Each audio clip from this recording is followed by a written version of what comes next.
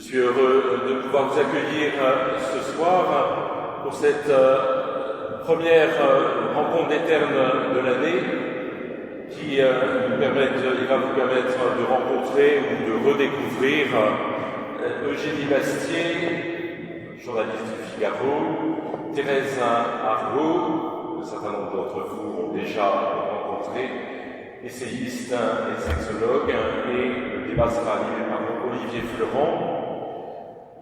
Cette rencontre était programmée au mois de mars dernier.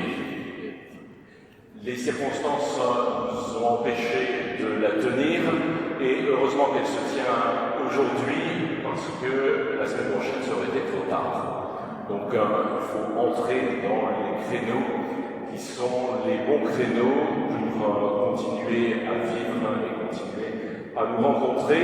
Donc soyez tous les bienvenus et vous tout spécialement nos intervenants. Je suis heureux d'accueillir. Je vais laisser Patrice Darieux vous les présenter si c'est nécessaire. Merci Père. Alors, pour lancer la nouvelle saison des Rencontres des Ternes, nous avons souhaité faire réagir deux personnalités sur le mouvement féministe actuel et sur ses implications pour la gente masculine. L'une, Eugénie Bastier, est journaliste, polémiste et essayiste française. Employée au Figaro, elle est également membre fondatrice de la revue d'écologie intégrale d'inspiration chrétienne Limite. En 2016, elle fait paraître un essai critique du féminisme, Adieu Mademoiselle, la défaite des femmes. Conservatrice, elle fait partie d'une génération de jeunes intellectuels catholiques. En 2018, elle fait paraître son second essai, Le port émissaire, terreur ou contre-révolution. Elle a participé à des émissions sur plusieurs chaînes de télévision, France 2, la chaîne Histoire, LCI, BFM TV, j'en oublie certainement, et depuis juillet de cette année, elle intervient sur CNews en tant qu'éditorialiste. L'autre intervenante, Thérèse Argot, est une thérapeute de couple, sexologue, mais surtout essayiste. Née en Belgique, elle exerce en France, et pour reprendre sa propre définition, essayiste, cela veut dire qu'elle explore de nouvelles voies pour trouver les moyens de vivre nos aspirations les plus profondes, être libre d'aimer et de se laisser aimer. Elle a publié plusieurs essais ou livres. Le premier, Pour une libération sexuelle véritable, Une jeunesse sexuellement libérée ou presque, Aime et ce que tu veux, fais-le, un ouvrage d'entretien avec Monseigneur Gobillard, évêque auxiliaire de Lyon, et Qu'est-ce qui peut sauver l'amour? Pour ceux qui sont attentifs, elle a publié aujourd'hui une tribune dans le Figaro, en réponse aux livres qui font l'apologie de la détestation des hommes, une tribune qui s'intitule « Moi, les hommes, je les aime ». Merci. Merci. Merci.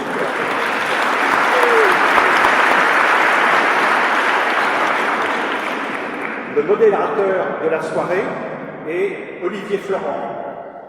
Après une carrière de marketing et de gestion d'entreprise, il a répondu avec son épouse Marie-Noël à un appel au sein des équipes Notre-Dame pour aider les couples en difficulté. Ils sont tous les deux conseillers conjugaux et à la demande du père Sonnet, ils ont fondé le cabinet Saint-Paul à Paris et à Lille. Marie-Noël et lui sont parents de 6 enfants et grands-parents de 19 petits-enfants. Parmi ceux-ci, ils ont un fils prêtre dans l'ordre des prêcheurs. Olivier est l'auteur de plusieurs ouvrages. Ne gâchez pas votre plaisir, il est sacré. Aimez après la fureur et l'orage, écrit en commun avec Marie-Noël, et Halte au porno. Un grand merci à vous trois d'avoir maintenu votre participation malgré des conditions un peu compliquées, et je laisse la parole à Olivier. Normalement, je suis.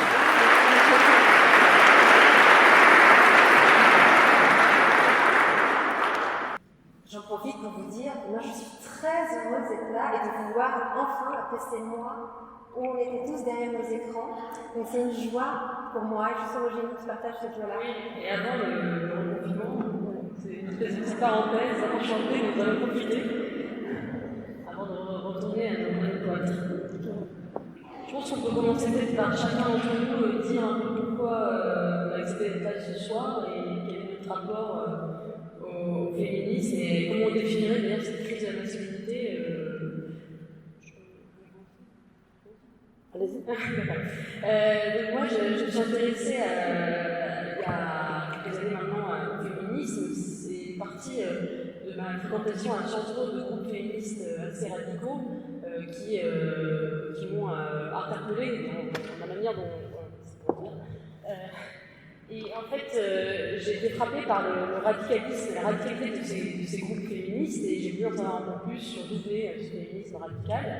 Et c'était donc en 2016 lorsque j'ai publié mon premier essai et c'était 4 ans et depuis je trouve que la situation s'est plutôt aggravée et qu'on assiste après MeToo, après la révolution MeToo qui a eu d'ailleurs des effets très positifs, à quand même une radicalisation du courant féministe, une radicalisation mondialisée du féminisme qui fait que finalement les voix les plus entendues, les voix les plus écoutées et les voix les plus présentes dans l'espace public sont aussi les voix les plus radicales.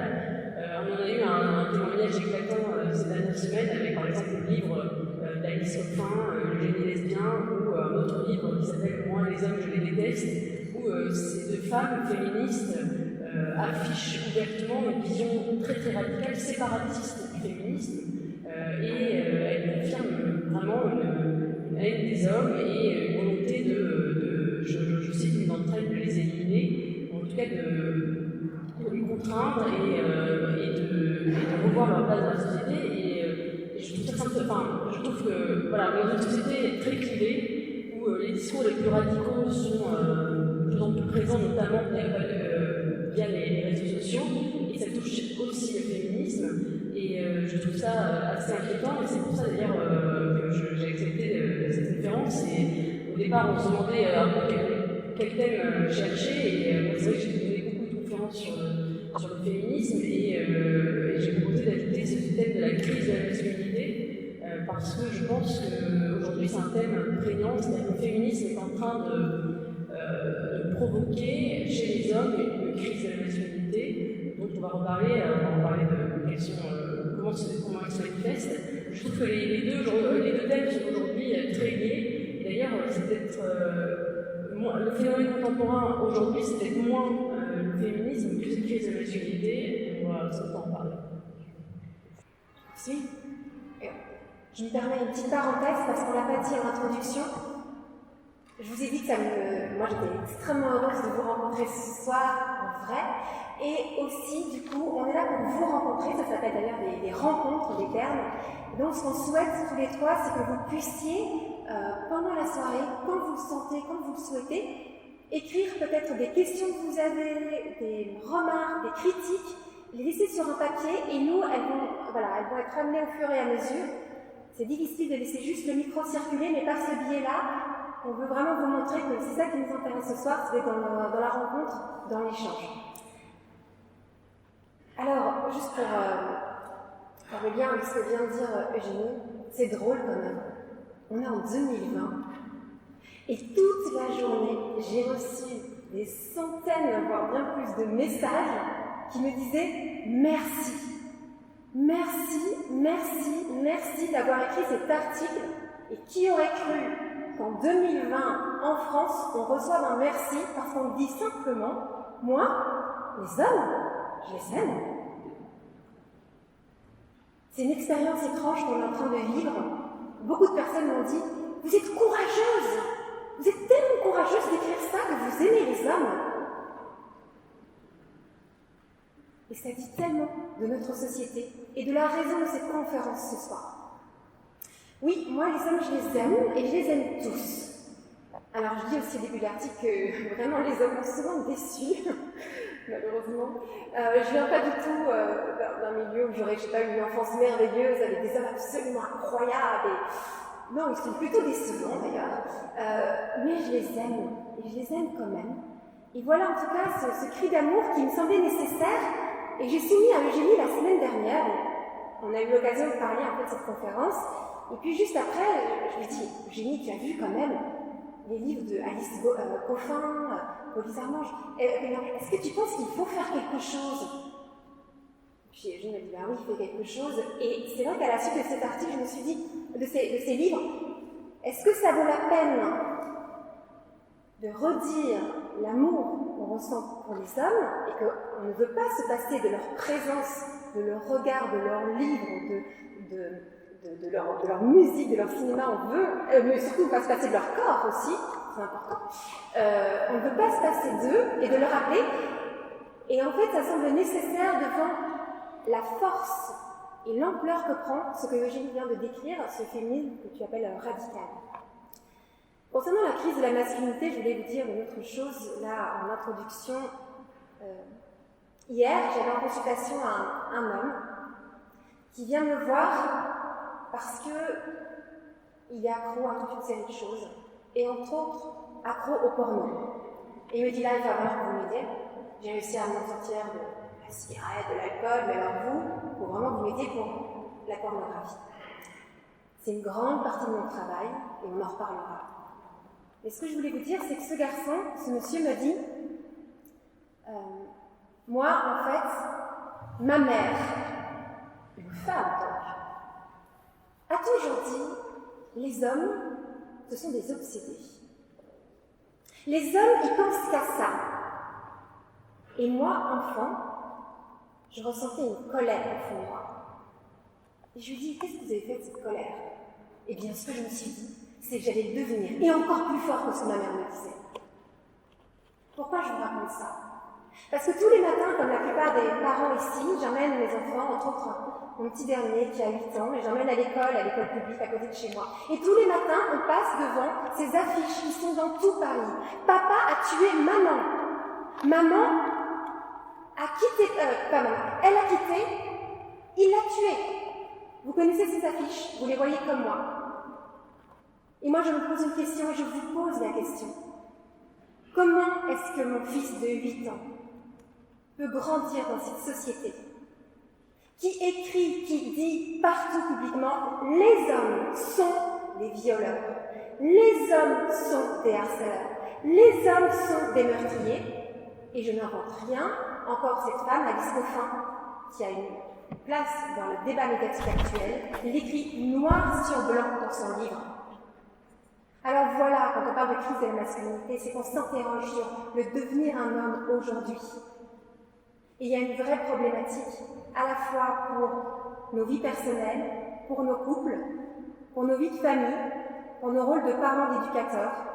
Et en vous donnant, voilà cet exemple de cette mère qui dit ça à cet enfant, ce qu'elle vient insinuer chez lui, et du coup la place aussi des femmes dans le devenir homme. Et quand je vous parle de ces remerciements, je peux vous dire quasi que des hommes qui m'ont remercié, ils me disent aussi la place que j'ai qu'une parole de femme doit avoir dans le devenir homme. Bref, ça nous fait du boulot quand même pour ce soir, on ne sait pas. Alors moi je suis le seul homme du plateau. Moi je suis content que Thérèse aime les hommes. J'aime aussi beaucoup les femmes. Voilà, mais le problème des hommes, c'est que la moitié sont constitués de femmes. Parce que l'humanité, à part, on est strictement identique, sauf la façon de faire les enfants. Mais il n'y a pas de caractéristiques qui me semblent être typiquement masculines ou typiquement féminines. Au niveau de l'intelligence, de la force physique, de la taille, je prends l'exemple de la taille. En moyenne, les femmes sont 8 cm plus petites que les hommes. En moyenne. Je suis plus grande que vous. Mais c'est pas vrai, puisque ça veut dire que le dernier tiers des hommes est plus petit que le tiers des femmes les plus grandes. Mais on vit surtout sur des clichés. Et qui enseigne les clichés aux petites filles et aux petits garçons? C'est les parents et souvent, comme Thérèse vient de le dire, les mamans. Et donc finalement, quelque part, on peut dire que les hommes d'aujourd'hui sont le résultat de l'éducation qu'on a pu donner. Quelque chose qui est un peu, comment dirais-je, particulier, il y a 80 ans, il existait un examen de passage pour être homme. Ça s'appelait le conseil de révision, pour voir si on était apte à faire la guerre. Et donc, naturellement, on avait attribué à cette idée qu'on allait pouvoir mourir à la guerre, ou en tout cas, il fallait être courageux, il fallait être fort. Et donc, les hommes se présentaient, les jeunes gens de 18 ans se présentaient tout nus devant le conseil de révision. Et puis, quand on sortait, on était apte ou pas au service militaire, et je dois dire qu'à l'époque, il y a 80 ans, un garçon qui aurait été déclaré, il y en avait, qui était déclaré inapte, trouvait une grande difficulté, voire impossibilité, de se marier. Aujourd'hui, il n'y a plus de rite de passage pour être, comment dirais-je, homme ou femme. En Afrique, par exemple, enfin, l'Afrique du Sud, partie bantou, pour qu'une femme puisse prouver qu'elle est femme, il faut qu'elle fasse un enfant, avant de se marier, pour montrer qu'elle est fécondable, elle est féconde. On ne fait pas des mœurs que nous avons aujourd'hui ici, n'empêche qu'il y avait un rite de passage, soit pour les hommes, soit pour les femmes. Aujourd'hui, il faut qu'on réinvente notre façon d'être entre hommes et femmes. Dans l'école mixte, le service militaire, il n'y en a plus, mais il y a des femmes qui sont soldats, des femmes qui sont policières, des femmes qui conduisent des gros camions. Les femmes font à peu près tout ce qu'un homme peut faire, et les hommes font tout ce que les femmes savent faire, y compris la cuisine. En tout cas, mes fils la font très bien, sauf faire des bébés. Sauf par exemple, comme le disait François Héritier, ce grand mystère qui fait que les femmes peuvent faire les fils, mais les hommes ne peuvent pas faire leur propre fils. Voilà. Et qui est quand même cette dissymétrie fondamentale qui, à mon avis, explique le fait que la déconstruction touche davantage les hommes que les femmes. C'est-à-dire qu'aujourd'hui, le grand paradigme des sciences sociales, c'est celui de la déconstruction. Il faut tout déconstruire, les stéréotypes, tous les symboles, tous les rites, la culture. Mais cette déconstruction touche davantage les hommes parce que finalement, la masculinité est beaucoup plus construite que la féminité. La féminité est quelque chose de, je ne vais pas dire naturel, je ne sais pas seulement, mais de plus spontané. Et par exemple, le corps des femmes se rappelle à elles tous les mois à travers les règles. La maternité est quand même une manifestation de la féminité qui pèse sur le corps des femmes et qui fait que leur corps leur est plus présent, il y a quelque chose de plus naturel, alors que la masculinité, c'est une construction sociale. D'ailleurs, quand on regarde, par exemple, la manière dont ont évolué les vêtements des hommes et des femmes dans le temps, la femme, ça restait assez stable, la robe traversait le temps, alors que les hommes, ça a énormément évolué, certains hommes étaient en robe, maintenant ils ne le sont plus, certains hommes, avant, ils importaient des bijoux, ils n'en portent plus, peu, et donc ça a énormément évolué, c'est beaucoup plus construit que la féminité, et donc aujourd'hui, cette déconstruction atteint la masculinité beaucoup plus, qui fait qu'on a eu cette crise de la masculinité. Il n'y a pas de crise de la féminité. Les femmes sont toujours aussi féminines. Il y a beaucoup moins ce malaise des femmes par rapport à leur propre féminité, mais il y a cette crise de la masculinité parce que justement, on a déconstruit et ces rites de passage qui faisaient que comme la masculinité n'est pas spontanée, elle se construit. Il y avait ces rites de passage, le service militaire, tous les rites masculins, etc. L'église, etc., l'armée, tout ça a disparu et aujourd'hui on a des hommes qui n'arrivent plus à rentrer dans leur rôle masculin, notamment la paternité, et ça crée ce que certains sociologues appellent une culture masculine de l'immaturité, c'est-à-dire des hommes qui restent de plus en plus longtemps dans une forme d'adolescence prolongée et qui n'arrivent pas à basculer vers le monde adulte. Et je crois que c'est en effet très important, comme vous l'avez dit, de recréer des rites de passage, et spécialement pour les petits garçons qui aujourd'hui ont du mal à basculer dans le monde adulte, beaucoup plus que les jeunes filles, je trouve, aujourd'hui. Alors, il y a aussi, c'est ce que Thérèse m'a fait passer, quelque chose qui a été assez fondamental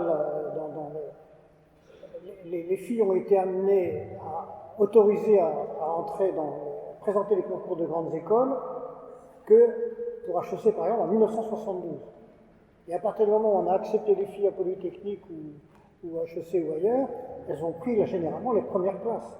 Alors, il y a beaucoup plus de femmes médecins que d'hommes. C'est tout ça aussi, ça fait que la culture professionnelle, intellectuelle a beaucoup changé pour faire une mixité beaucoup plus grande. Et aujourd'hui, toutes les machines nous permettent de ne pas tenir compte de la force physique des uns et des autres. Après, l'autre question, c'est qu'est-ce que c'est qu'un homme, un vrai? Alors, c'est une question que Thérèse me parlait tout à l'heure d'une femme qui disait, d'un homme, d'un vos patients là tout à l'heure, qui s'interrogeait sur sa masculinité ou sa virilité. J'en avais un aussi, moi, tout à l'heure. et qui m'a dit « Je me suis senti homme quand j'ai eu mon premier enfant ». Comme quoi, la maternité peut jouer pour une femme, mais la paternité peut jouer pour un homme. Pas toujours. Et lui, c'était son cas.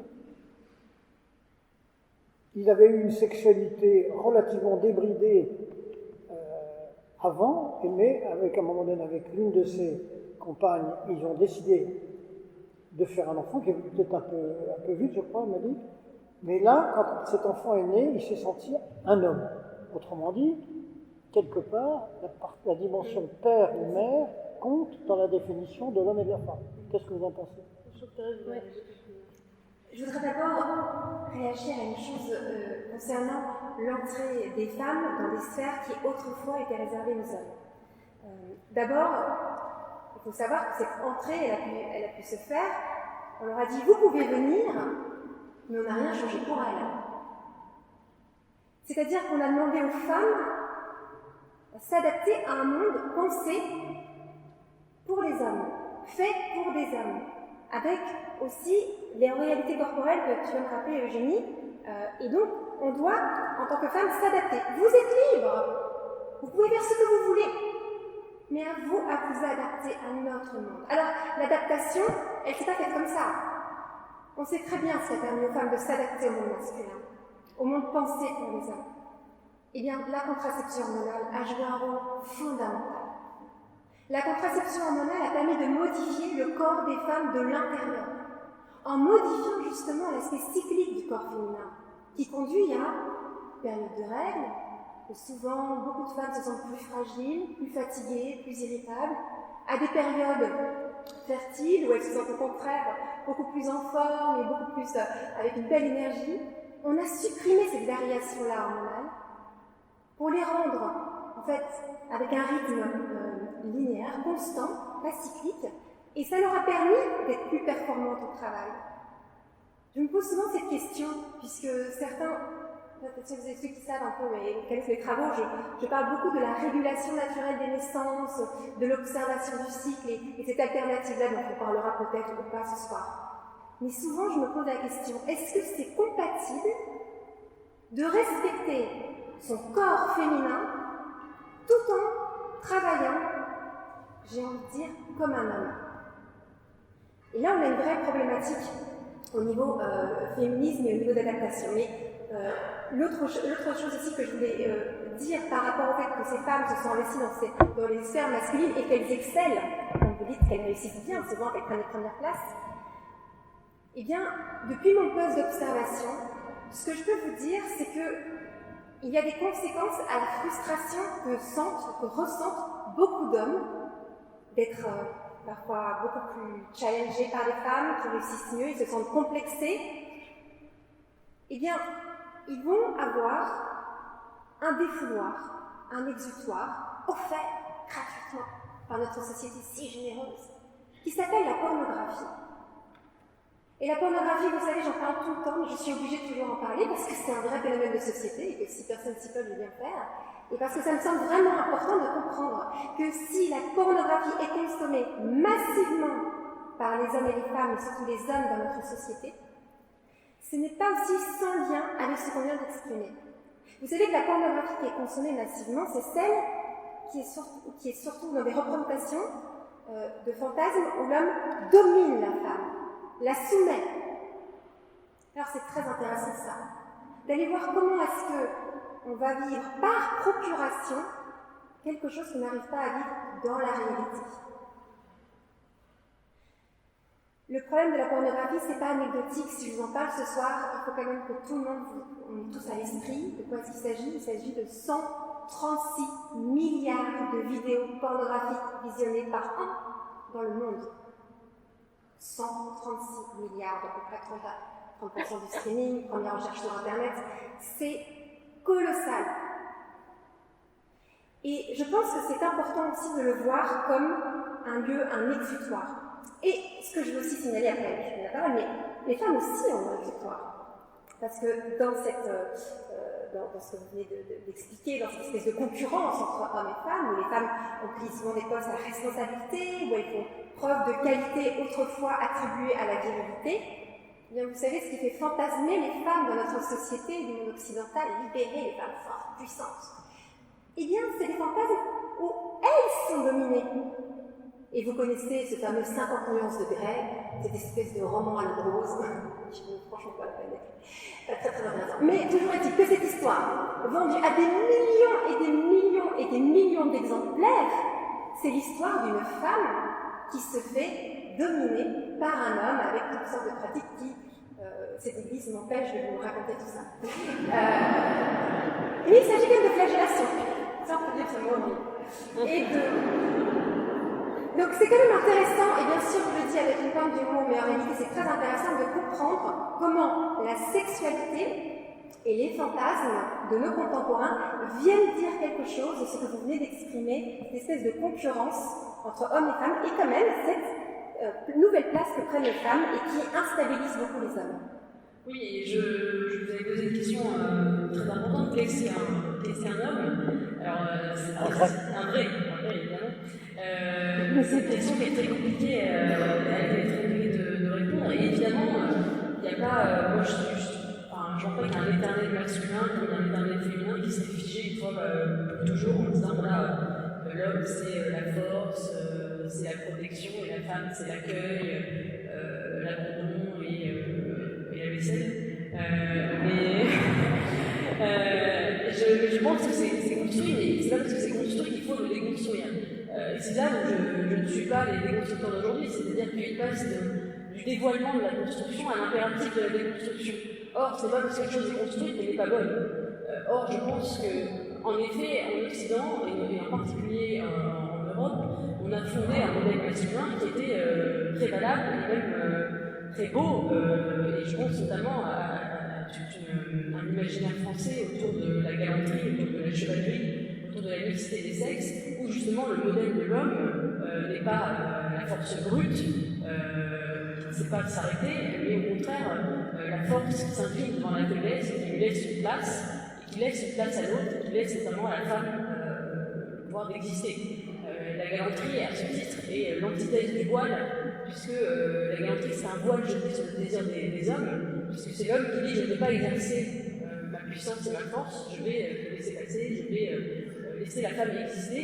Et dans les salons du XVIIIe siècle, du XVIIe, où la galanterie a culminé, c'était là où il y avait les plus grands décolletés de femmes, tels que nous-mêmes ne nous aurions pas emportés aujourd'hui, parce que justement le désir masculin était maîtrisé sur des codes très très précis. Et c'est donc l'antithèse du fait qu'on demande à la femme de se voiler, de voiler son corps, parce que l'homme n'est pas capable de se maîtriser. Et donc, pour moi, voilà, c'est ça. Alors, pour reprendre aussi le mot d'Albert Camus, un homme, ça s'empêche. Il me semble que c'est une belle définition de ce que doit être une véritable virilité. C'est une virilité qui contrôle ses pulsions et qui ne s'abandonne pas justement à la brutalité, à la violence. Et je trouve qu'aujourd'hui, dans notre société, le problème, c'est qu'on a déconstruit justement ces images, ces constructions culturelles, et que du coup, la virilité ressurgit parce qu'elle existera toujours, la différence homme-femme, de façon complètement caricaturale ou outrancière, d'une part dans la pornographie évidemment, qui est une forme d'exutoire, une virilité complètement caricaturale, qui est réduite d'ailleurs, qui est, comme on l'a déconstruit culturellement, elle est réduite au physique, à la simple sexualité bestiale, elle est animalisée en quelque sorte, ou finalement elle est récupérée dans le marché, que ce soit dans la publicité ou dans les jouets pour enfants, qui d'ailleurs n'ont jamais été autant stéréotypés qu'aujourd'hui, c'est-à-dire qu'à mesure qu'on déconstruit la différence homme-femme dans le monde adulte, elle ressurgit de manière caricaturale dans l'enfance, puisqu'on n'a jamais eu autant de jouets pour les garçons, de jouets pour les filles, de films pour les garçons et de films pour les filles, puisque les filles regardent La Reine des Neiges et les garçons regardent Star Wars, et chacun a son imaginaire, chacun a ses jouets, chacun a ses références.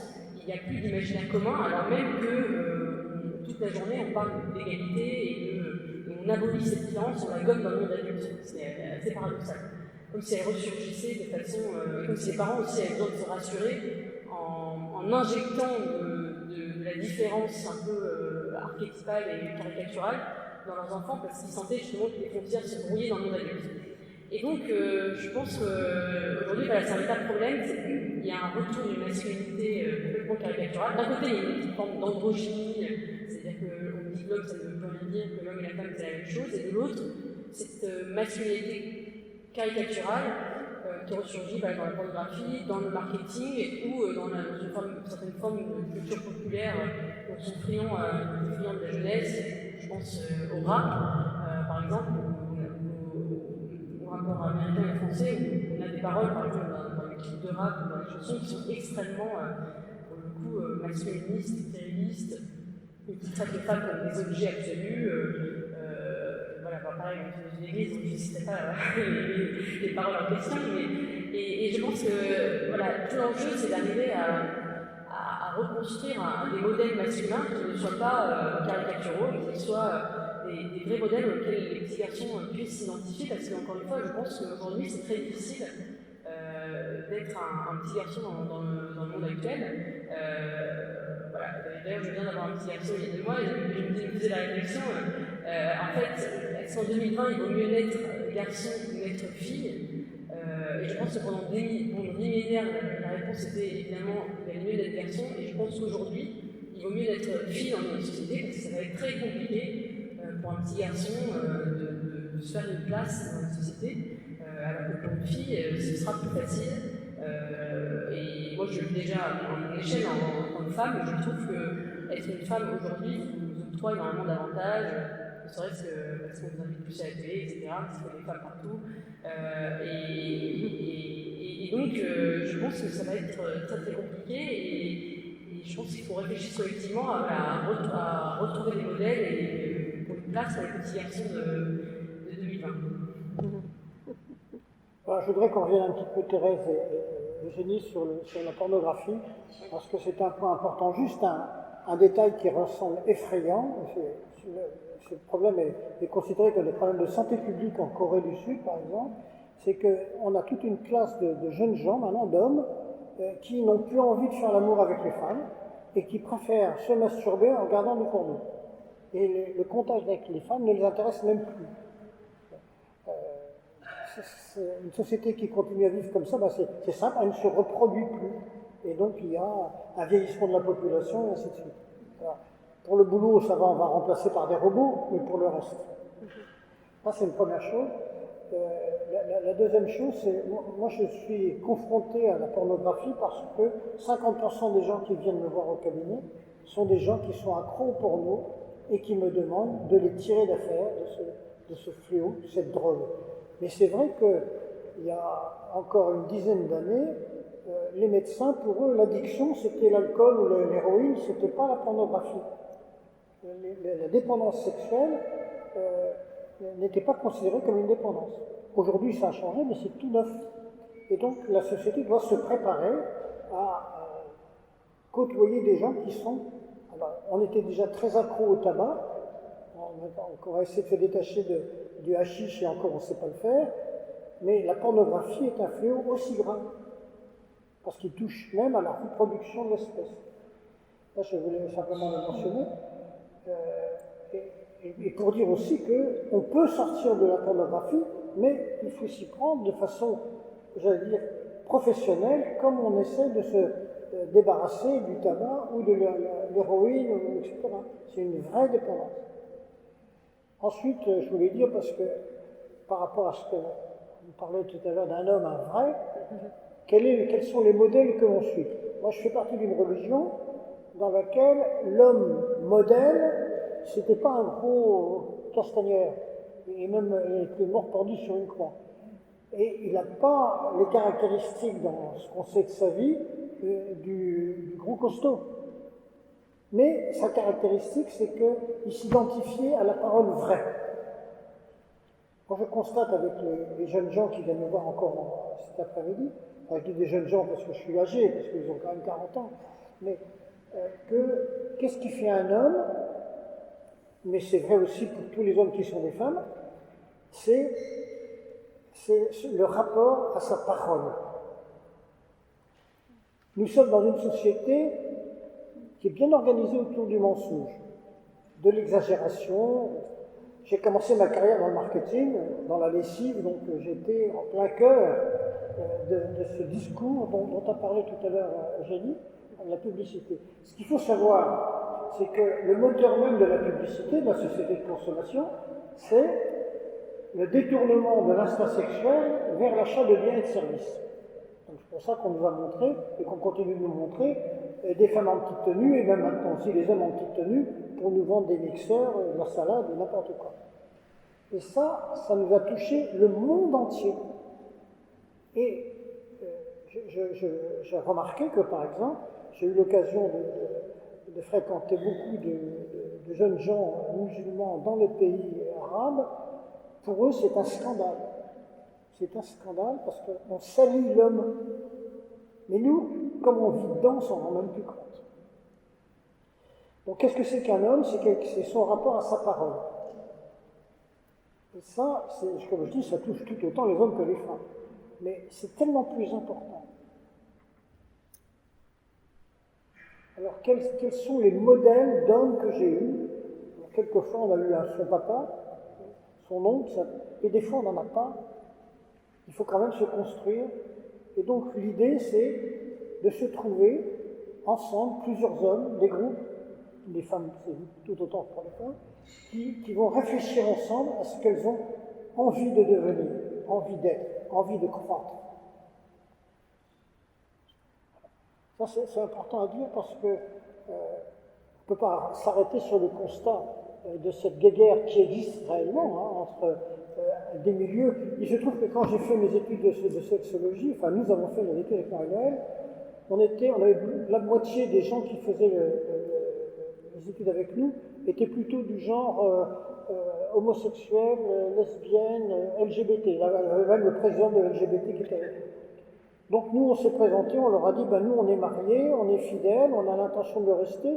Finalement, parmi vous, on est comme une minorité sexuelle. Donc on demande le statut des minorités. Ils se sont tous marrés. Puis, à la fin du DU, le diplôme universitaire, on a eu des bonnes notes, ma femme et moi, donc ils se sont dit, tiens, les chrétiens ne sont pas forcément aussi cons qu'on croyait. Et du coup, ça nous a permis de bien discuter avec ces personnes-là. Mais c'est vrai que, malheureusement, c'est ce qu'on constate au cabinet, les personnes qui ont des sexualités différentes, c'est difficile à vivre pour eux. On ne va pas juger la chose, mais c'est pas facile à vivre. Moi, j'ai beaucoup de jeunes gens qui viennent parce qu'ils réfléchissent sur leur propre homosexualité, par exemple. On n'a pas à juger sur l'homosexualité, mais en revanche, c'est comment faire pour les aider à réussir leur vie tels qu'ils sont. Alors c'est vrai aussi pour des gens qui sont handicapés d'une façon ou d'une autre.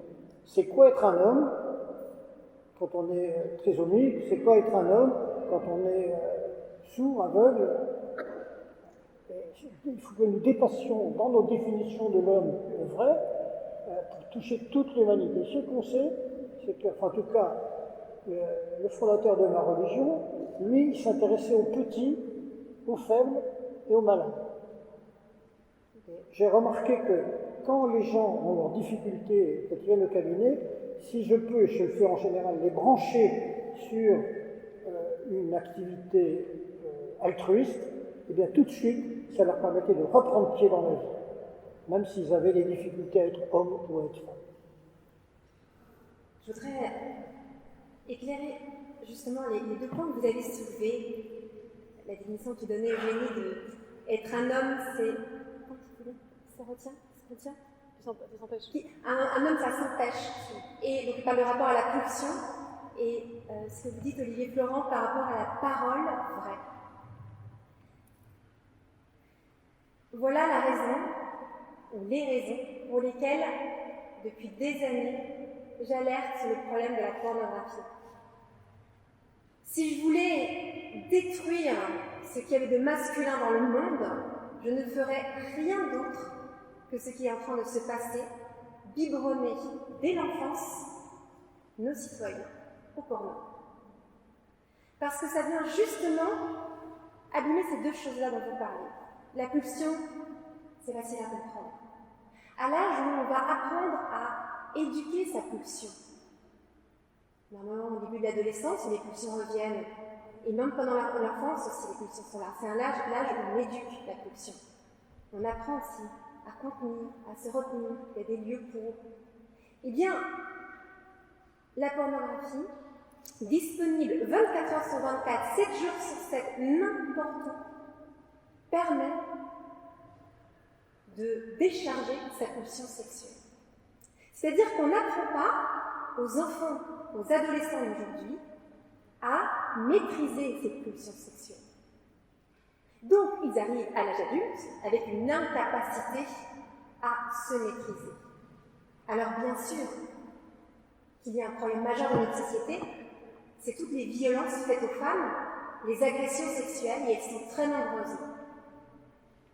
Il faut les dénoncer. Mais nous avons aussi un devoir d'analyser les causes. Vous allez me dire, oui, mais il y a toujours eu des viols et d'agressions avant même la question de la pornographie. Aujourd'hui, ce qu'on veut voir, c'est l'effet massif. C'est très important de voir que la nouvelle génération, elle n'est pas éduquée pour se maîtriser, et c'est pour ça, le point que tu soulèves très justement, Eugénie, sur la question de la garantie d'éducation, tout ça, ça n'est pas fait. Donc voilà pourquoi ça pose après problème dans les relations. Moi, ce que je dis souvent, c'est que ça les rend, on est, comme on dit, des handicapés de la relation. L'autre point, et peut-être que c'est un point encore plus grave à mes yeux, c'est la question de la parole et de la vérité. La pornographie empêche d'être en vérité. Et peut-être au risque de vous choquer, moi je l'ai dit haut et fort. Si quelqu'un est en prise avec la pornographie avant son mariage, il n'est pas apte à se marier. Pourquoi? Parce que le mariage est un engagement à être fidèle avec l'autre. Et la pornographie, c'est une forme d'infidélité. Oui, il faut le dire.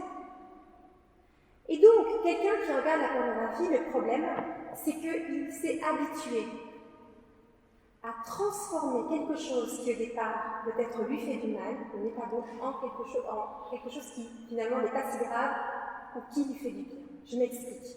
La première fois que quelqu'un a vu des images à caractère pornographique, quand il les voit, il se passe quelque chose de très particulier. Avec sa tête, son intelligence, il se dit, c'est pas bien ce que je suis en train de regarder. Et son corps est en train de dire, oh là là, c'est très bien ce que tu es en train de regarder. Okay. Le corps a une sensation agréable, voire très agréable. Le plaisir sexuel, c'est extrêmement agréable. Alors que sa tête, son intelligence lui dit, c'est pas bien ce que tu fais. Voilà pourquoi ce qui va être ressenti, c'est un sentiment de culpabilité. Je me sens coupable d'avoir éprouvé une sensation agréable sur quelque chose qui était mal. Comme je me sens coupable, qu'est-ce qu'on fait quand on se sent coupable? On n'en parle pas, on se cache. Et pour enlever cette culpabilité, la personne va se construire toute une série d'histoires, va se raconter toute une série d'histoires pour transformer, en fait, pour évacuer cette culpabilité. Après tout le monde le fait. C'est pas si grave. C'est mon éducation et ma religion qui m'ont donné cette idée de culpabilité. Je suis tout à fait capable de faire la part des choses. Quand je serai en couple, j'arrêterai, etc., etc., etc. Et se construit dès l'enfance une structure psychologique qui transforme quelque chose de mal en quelque chose de bien. Et cette structure psychologique, elle ne s'arrête pas un beau jour, à 25 ans, je vais me marier parce que j'aime bien cette femme.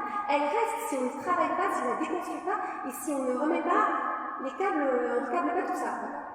Et donc, on arrive dans le mariage avec une incapacité à être fidèle et à vivre son engagement. C'est pas que je ne veux pas aimer fidèlement, c'est que j'ai une immaturité, j'ai une incapacité à y arriver. C'est pour ça que c'est important de pouvoir en parler et de pouvoir s'en libérer pour avoir une parole libre et dire un vrai « oui, je m'engage ».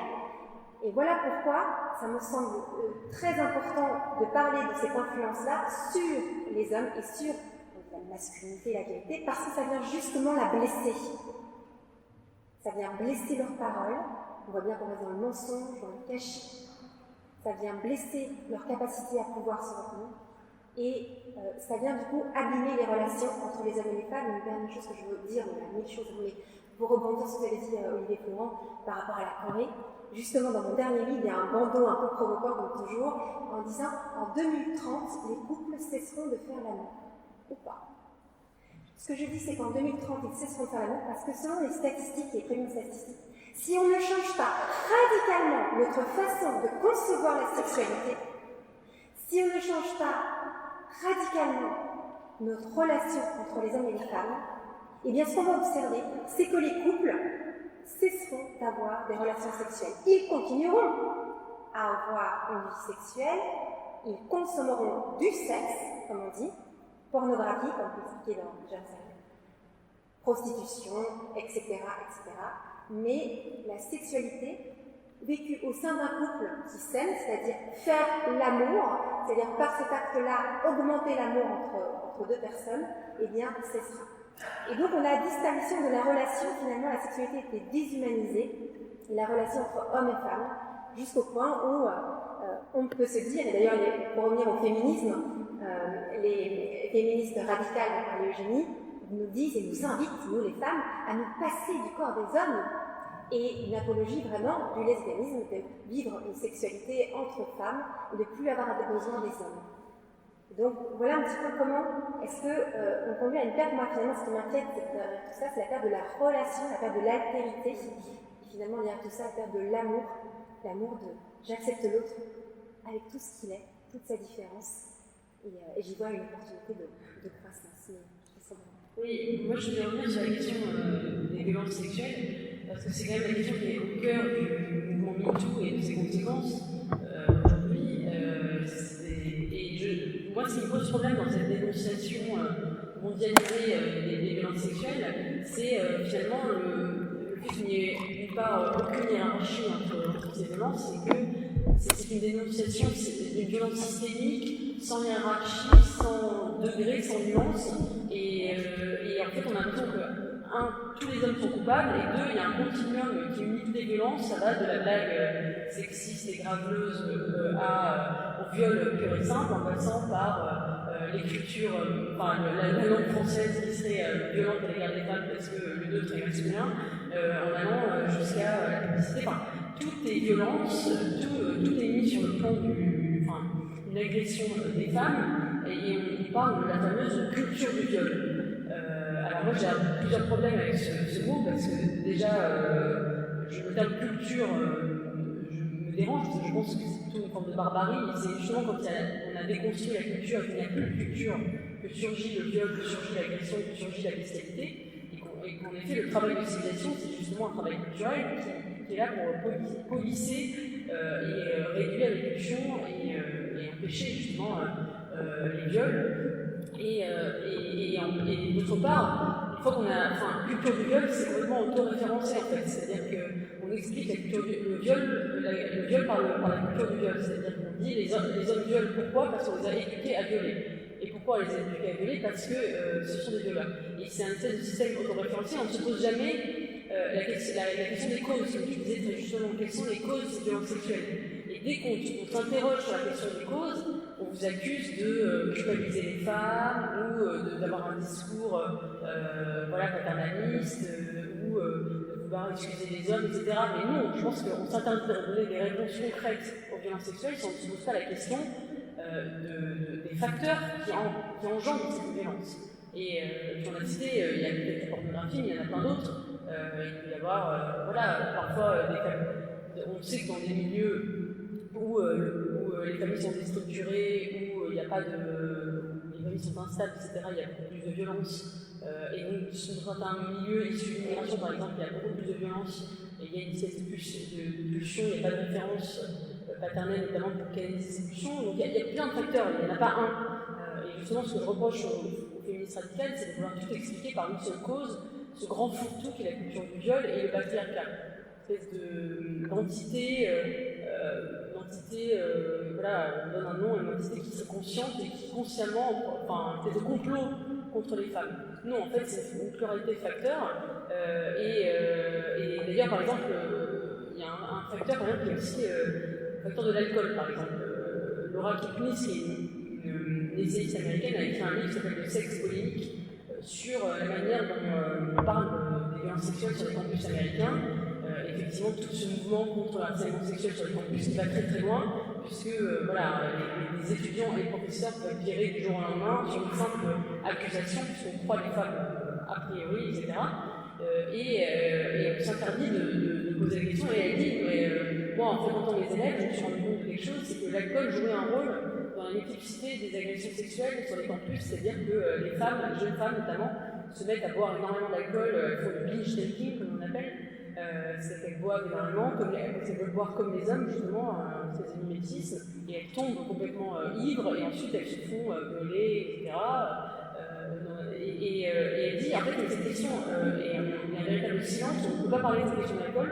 Sans parler, ce serait faire du slut shaming, c'est-à-dire de la. Je ne sais pas comment traduire, mais de la honte, faire honte aux femmes, ou dénigrer les victimes, etc. Et qu'on ne doit surtout pas avoir un discours qui puisse culpabiliser les femmes ou les faire se sentir responsables. Mais c'est en fait finalement on arrive à quoi? On arrive qu'en fait il y a un gros tabou si on ne va pas de l'alcool et finalement ça continue et il continue à y avoir des violences et des agressions sexuelles. Donc c'est ça que je reproche au néo-féminisme militant, c'est de ne pas s'intéresser véritablement aux causes réelles, mais être dans une espèce d'idéologie avec préconçu cette image, c'est le patriarcat, c'est la culture du viol, sans se demander qu'est-ce qui joue, qu'est-ce qui pousse un homme à agresser une femme, est-ce que ça va être l'alcool, est-ce que ça va être la drogue, est-ce que ça va être la pornographie, etc. Je peux vous poser une question, ainsi qu'à Thérèse d'ailleurs, sur l'origine de la violence que vous êtes en train de décrire, en disant qu'elle n'est pas spécifiquement, comment dirais-je, on en avait parlé quand on s'est eu au téléphone. La violence est un phénomène qui est lié, l'augmentation de la violence est liée à un phénomène du stress de la société et de chaque individu. Et j'aimerais vous entendre sur le sujet les deux, sur le fait comment ne gère-t-on pas si bien que ça le stress aujourd'hui.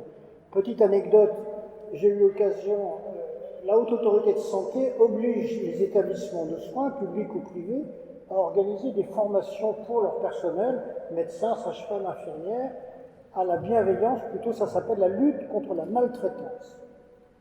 C'est obligatoire. Et donc j'ai eu l'occasion, avec notre structure, de donner, réunir des médecins, etc., pour comprendre pourquoi des médecins qui ont choisi de soigner les plus faibles deviennent violents avec leurs propres malades ou les familles des malades. Alors la réponse, grosso modo, plus de la moitié des médecins, je ne connais pas le chiffre des infirmières, ça va être pareil, sont en état de surstress. Et on sait que, psychologiquement, quand on est en état de surstress, la violence est l'une des méthodes que la nature a choisies. Quand on s'énerve même tout seul, on va taper sur les objets, claquer des portes, etc. Pourtant, la porte ne nous a rien fait. Mais voilà, on fait comme ça. Et puis la deuxième chose, c'est on peut utiliser, et ça s'est fait dans beaucoup de civilisations, dont la nôtre, l'utilisation, c'est ce que vous avez dit, de l'alcool. Mais pas seulement l'alcool, ça peut être aussi tous les produits qui sont à court terme déstressants. J'aimerais vous entendre toutes les deux sur ce sujet-là. Thérèse. Déjà, la question de la violence, on peut la voir aussi au sein du couple, on va parler des violences conjugales, et aujourd'hui, on parle aussi beaucoup des féminicides. On comptabilise le nombre de femmes décédées sous les coups d'un conjoint ou d'un ex-conjoint. Il y a quelque chose qui me dérange énormément dans la narration qui est faite. Vous en parlez tout à l'heure, ce qui est inscrit sur les murs de notre ville. Elle le quitte, il la tue. En réalité, cette phrase-là, elle voudrait montrer que vraiment, il y a un méchant ou une gentille. Et donc, ces féministes ont voulu vraiment bien servir la cause des femmes. Je pense que c'est terrible de dire une chose pareille pour les femmes. Parce que c'est comme si on déplaçait la responsabilité d'une certaine façon aussi chez les femmes en disant c'est parce qu'elle l'a quitté qu'il l'a tué. C'est quand même très simpliste comme raisonnement. Non, c'est pas parce qu'elle l'a quitté qu'il l'a tué. Et le lien de cause à effet qui est placardé sur nos vies est complètement faux et idiot et grave.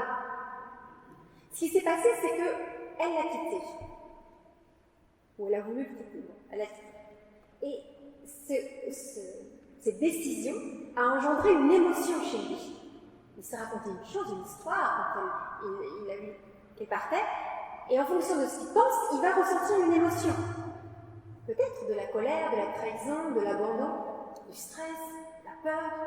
Et cette émotion fait qu'il a une réaction.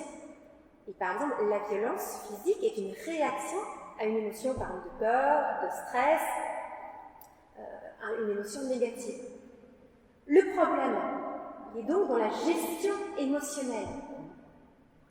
Et si on repère qu'il y a un souci majeur dans notre société, c'est qu'on peut voir qu'il y a encore beaucoup de violences faites aux femmes et que la cause, une des causes, c'est la gestion émotionnelle. On a des hommes, j'ai une émotion négative, je frappe. Non, on apprend depuis à nos enfants, tu as une émotion négative, on apprend à la verbaliser, à la gérer, à reconnaître son émotion, à la nommer et à la gérer. Il y a un problème d'éducation, on y revient. Donc au lieu de simplement compter et de dire c'est la faute au patriarcat et à la domination masculine, il y a une faute déjà objective, c'est un problème d'éducation. Et là je reviens avec une chose avec laquelle je ne cesse de marteler depuis certaines années. Quand est-ce que dans tous les établissements scolaires de France et d'ailleurs, on mettra en place des cours d'éducation à la vie affective, relationnelle et sexuelle au passage aussi. Normalement, il y a une directive qui est donnée 3 interventions par année. De la maternelle jusqu'à la terminale. Qui a reçu ça? Personne. Donc il y a une action à avoir qui est l'éducation, et une partie de l'éducation, l'éducation à la gestion des émotions pour réduire cette réaction et la violence. Ouais. Alors, c'est aussi un peu paradoxal parce que les féministes s'inquiètent de cela à juste titre. Elles vont dire que c'est la faute au patriarcat et à la domination masculine, mais la grande inégalité, ou la grande différenciation, c'est que si on parle de l'éducation, c'est une très grande majorité de femmes. Peut-être que beaucoup de lieux de pouvoir sont détenus par les hommes, mais le plus grand lieu de pouvoir, je pense, de notre société, c'est celui de l'éducation. Je suis d'accord. Ce sont les femmes qui ont le plus grand pouvoir dans notre société, puisque les lieux d'éducation est principalement composé de femmes. Donc si elles veulent changer la société, et ils auraient raison de le vouloir, il faut qu'elles prennent part à cette éducation et mettent en place des ateliers d'éducation. Ça se fait de plus en plus, il y a plein de jeunes femmes, de jeunes maîtresses et de jeunes hommes aussi qui s'engagent, mais statistiquement c'est plus des femmes, qui commencent à comprendre et qui mettent en place cela dans le maternel, l'école primaire et tout doucement au collège. Mais on peut quand même passer à la seconde en France, aller beaucoup plus loin dans cette action-là d'éducation à la gestion des émotions. Et voilà encore, par exemple, typiquement, on réfléchit à la cause et on peut trouver un moyen. Et franchement, c'est pas compliqué. C'est pas compliqué. On est en 2020. Nous avons des outils formidables pour répondre à ce problème de la violence. Vous connaissez quasi tous ici ce qu'on appelle la communication non violente, des outils simples. On apprend à distinguer le besoin, l'émotion, la réaction, etc. On apprend à verbaliser en jeu. Mais c'est génial. Ces outils existent. Qu'attendons-nous pour les mobiliser et les mettre au service d'une éducation positive qui transformera en profondeur la société? Ce qu'on attend, c'est de se changer de récit, de se raconter une autre histoire, que c'est la faute des hommes, et simplement de reprendre notre responsabilité là où on est pour changer notre société et qu'elle se transforme peu à peu. Oui, moi je voulais juste remonter sur la question des féminicides, parce que pour moi elle est symptomatique des dérives du néo-féminisme actuel. D'abord dans l'usage de la statistique à des fins idéologiques, parce que voilà, on bombarde ces statistiques sur les féminicides. Déjà, pour moi, le terme féminicide me dérange parce que je pense qu'il est très compliqué d'établir qu'on a tué une femme parce qu'elle était femme et pas pour d'autres raisons, etc. Et c'est un être humain qu'on tue, c'est pas excessivement une femme. C'est une manière de communautariser la question, le crime me dérange profondément. Mais au-delà de ça, je suis très frappée, voilà, on bombarde de ces chiffres en disant, voilà, je crois qu'il y a plus d'une centaine de féminicides par an. Sur les passage, 80% des homicides en France sur des hommes qui sont tués. L'écrasante majorité des meurtres touchent les hommes en France. Mais effectivement, il y a cette particularité du fait que les conjoints, parfois, passent à l'acte et tuent leur femme. Et ce qui me dérange dans ce gouvernement statistique, c'est qu'on ne sait pas qui sont les auteurs de ces actes. On bombarde de chiffres bruts ou de récits particuliers, mais il n'y a jamais d'analyse sur qui sont ces personnes-là, de quel milieu conviennent-elles, quelles ont été leurs histoires, leurs antécédents, pour essayer de comprendre justement est-ce qu'il y a des facteurs qui se retrouvent. J'ai lu dans une enquête qu'effectivement, par exemple, c'était des hommes, beaucoup d'hommes qui avaient un rapport à l'alcool, on revient à cette question, ou à la drogue, etc. Essayer d'établir des facteurs précis, des causes, plutôt que de viser dans une espèce de montée en généralité et d'essentialisation des hommes en général, et cette espèce de culture du viol qui a vitré la société à tous les étages. Encore une fois, quand on a dit ça, on n'a rien dit, on n'a pas fait avancer d'un iota la condition des femmes en dénonçant une culture du viol qui serait partout. En fait, vraiment essayer d'être plus pragmatique, plus concret, plus précis, et essayer en effet d'aller aux causes pour apporter des solutions précises et qui ne soient pas idéologiques et dictées par cette espèce de mentalité qui est complotiste, qui consiste à dire voilà, il y a un patriarcat, et déduire de statistiques ou de chiffres l'idée de ce qu'on appelle le finalisme, le biais d'intentionnalité en sciences sociales, c'est-à-dire de déduire d'une série de phénomènes une intention cachée derrière. Donc, puisqu'il y a tous ces faits qui existent, ça veut dire que derrière, il y a un patriarcat, un système de domination, et une sorte de complot des hommes contre les femmes pour maintenir leur domination. Et ça me dérange profondément. Et en fait, moi, je plaide pour une approche beaucoup plus pragmatique et concrète. Je pense qu'on pourrait passer aux questions qu'on avait proposées à vous tous de poser, de ramasser des papiers, de nous les communiquer pour qu'on puisse répondre à ces questions que vous avez, qui sont les vôtres.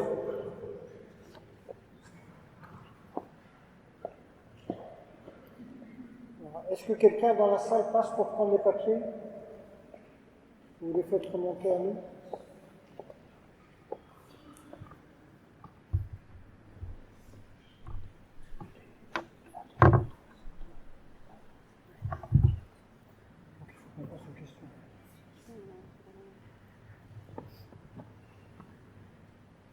Est-ce que ça va? Oui? C'est bizarre, là, on est loin du fond et tout ça. Et dites-le nous si ça va pas. Moi j'aime bien quand on dit vraiment, Si c'est vous dites frustrant, on n'importe peut quoi, faire passer un n'hésitez micro. pas. Vous partez pas Proposez-leur s'ils avec préfèrent. quelque chose qui soit difficile à On va lire. faire comme ça. Il n'y en a pas beaucoup. Je suis une vieille femme, mais je voulais témoigner de quelque chose. Puisqu'on est dans une église, je pense qu'il y a une chose qui fait violence aux hommes, et il faut balayer devant chez soi, c'est très bien de parler de tous les féminismes, je suis d'accord avec vous, c'est les divorces. Actuellement, tous les divorces se font généralement en faveur des femmes, de telle sorte que les hommes se voient privés de leur paternité. C'est les femmes qui élèvent, et on est de plus en plus dans une société matriarcale, paradoxalement. Et d'autre part, si vous voulez, ils sont aussi privés de l'image symbolique qu'ils devraient avoir aussi. Donc, si vous voulez, ils sont castrés dans leur propre couple, premièrement, et d'autre part, quand en plus, puisque nous sommes toujours dans une église, et j'ai fini, il y a des annulations de mariage qui enflent. Et on sait maintenant que derrière chaque homme, il y a un pervers narcissique qui sommeille, il y a un immature, il y a tout ce qu'on veut. Ils sont complètement humiliés, matraqués, et après, ne nous étonnons pas si après avoir, comment dirais-je, une rancœur contre la femme, ils aillent vers le porno, la masturbation et tout ce que vous voulez. Voilà, c'est ce que je voulais compléter. Vous pouvez dire parce que là, j'ai apporté des papiers. Oui, d'accord, les gens, Oui, c'est le papier que vous faites passer, mais c'est des images que Moi j'ai une question intéressante que je vais lire, on va peut-être essayer de répondre ensemble. Je lis la question. La femme est naturellement orientée vers la maternité, grossesse, allaitement, règles, etc. N'est-il pas normal que la femme ait un rôle différent, davantage tourné vers la vie et les enfants que les hommes? Et deuxième question, la société moderne n'a-t-elle pas dévalorisé les spécificités naturelles des femmes et survalorisé les activités professionnelles? Alors, ça c'est sûr que c'est une question intéressante sur les rôles effectivement différents des hommes et de la femme, notamment au sein du foyer. Moi je suis d'accord pour dire qu'il y a. Je n'aime pas essentialiser les différences entre les hommes et les femmes, mais je suis d'accord pour dire que ces différences existent, notamment il y a une différence, c'est la maternité et le fait que finalement la femme engendre dans son propre corps alors que l'homme engendre dans le corps d'autrui. Et c'est pas une petite différence, c'est pas un détail. C'est quelque chose qui fonde tout un rapport au monde, un rapport au corps, un rapport à la vie, qui est extrêmement différent et qui ensuite va se traduire culturellement de façon différente, mais qui fait effectivement que voilà, la femme a un rapport différent à ses enfants, notamment en bas âge, et a un rapport à une maternité différent, etc. Ce qui est intéressant, c'est aujourd'hui quelle est la place qu'on donne à ces fonctions féminines entre guillemets dans notre société. C'est vrai qu'elles sont largement dévalorisées. Aujourd'hui, effectivement, tout ce qui a un rapport au foyer, aux soins, est dévalorisé d'un point de vue du salaire, effectivement, mais globalement dans la société, ce qui est mis en avant, c'est la compétition, la vie professionnelle, le travail. D'ailleurs, l'expérience du confinement a été intéressante là-dessus, puisque ça a effectivement permis un peu de décentrer le centre de la vie sociale qui était le travail en entreprise vers à nouveau le foyer, la vie domestique, etc. C'était une expérience très intéressante. Et d'ailleurs, beaucoup ont parlé à ce moment-là du retour du care. Vous savez, cette théorie d'une économie qui serait fondée non plus sur le profit et la compétition, mais sur le soin, et qui revaloriserait tous ces métiers du soin. Moi, je trouve que c'est une piste qui peut être intéressante, parce qu'effectivement, ça c'est assez intéressant. Aujourd'hui, plus une société est développée, plus hommes et femmes font des choix de carrière très différents. C'est-à-dire que les femmes vont se tourner davantage vers des métiers de la personne et du soin, et les hommes vers des métiers manuels, en rapport avec les objets, l'ingénierie, etc. Et on voit que ces phénomènes, au lieu de s'atténuer dans les sociétés où il y a l'égalité des sexes, et bien au contraire, ça s'accentue.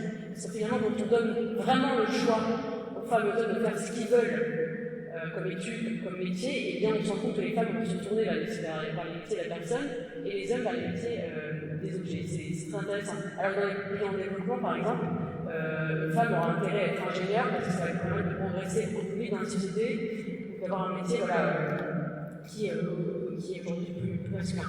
Et ce qui est intéressant, c'est qu'on voit que les métiers où les femmes sont le plus présentes, qui sont les métiers par exemple de la transmission, l'enseignement, ou les métiers du soin, la médecine, énormément de femmes dans la médecine, mais pas seulement chez les infirmières, mais chez les médecins, ça va de plus en plus. Dans la communication, on a énormément de femmes dans les journalistes, par exemple, etc. Tous ces métiers sont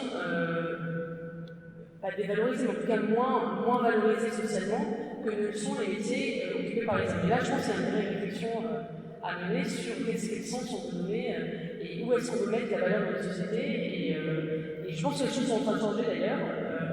Et ça ne passera pas forcément par le fait de dire aux femmes soyez ingénieurs, en essayant de brouiller les frontières entre les sexes en disant tous les métiers. Évidemment, la chose de. Oui, pardon, je prends le temps. Voilà.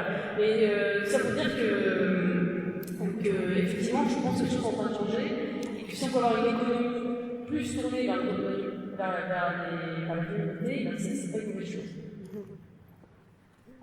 Alors, deux choses. La première, c'est qu'il y a tellement de questions qu'on ne pourra pas y répondre ce soir oralement. Ceci dit, on y répondra par écrit, on va s'organiser tous les trois pour apporter des réponses à chacun des papiers. Ça sera vraisemblablement via Internet. Deuxième chose, je réponds pour moi à une question qui vous avez dit, être un homme, c'est le fait d'avoir une parole. 3 petits points, les femmes aussi, je ne vois pas en quoi c'est propre à l'homme. Je vous rappelle que quand je parle, moi, d'homme, je considère que la moitié sont des femmes. Alors, on ne devrait plus employer le mot homme grand H, et quand on parle, on n'entend pas le H majuscule.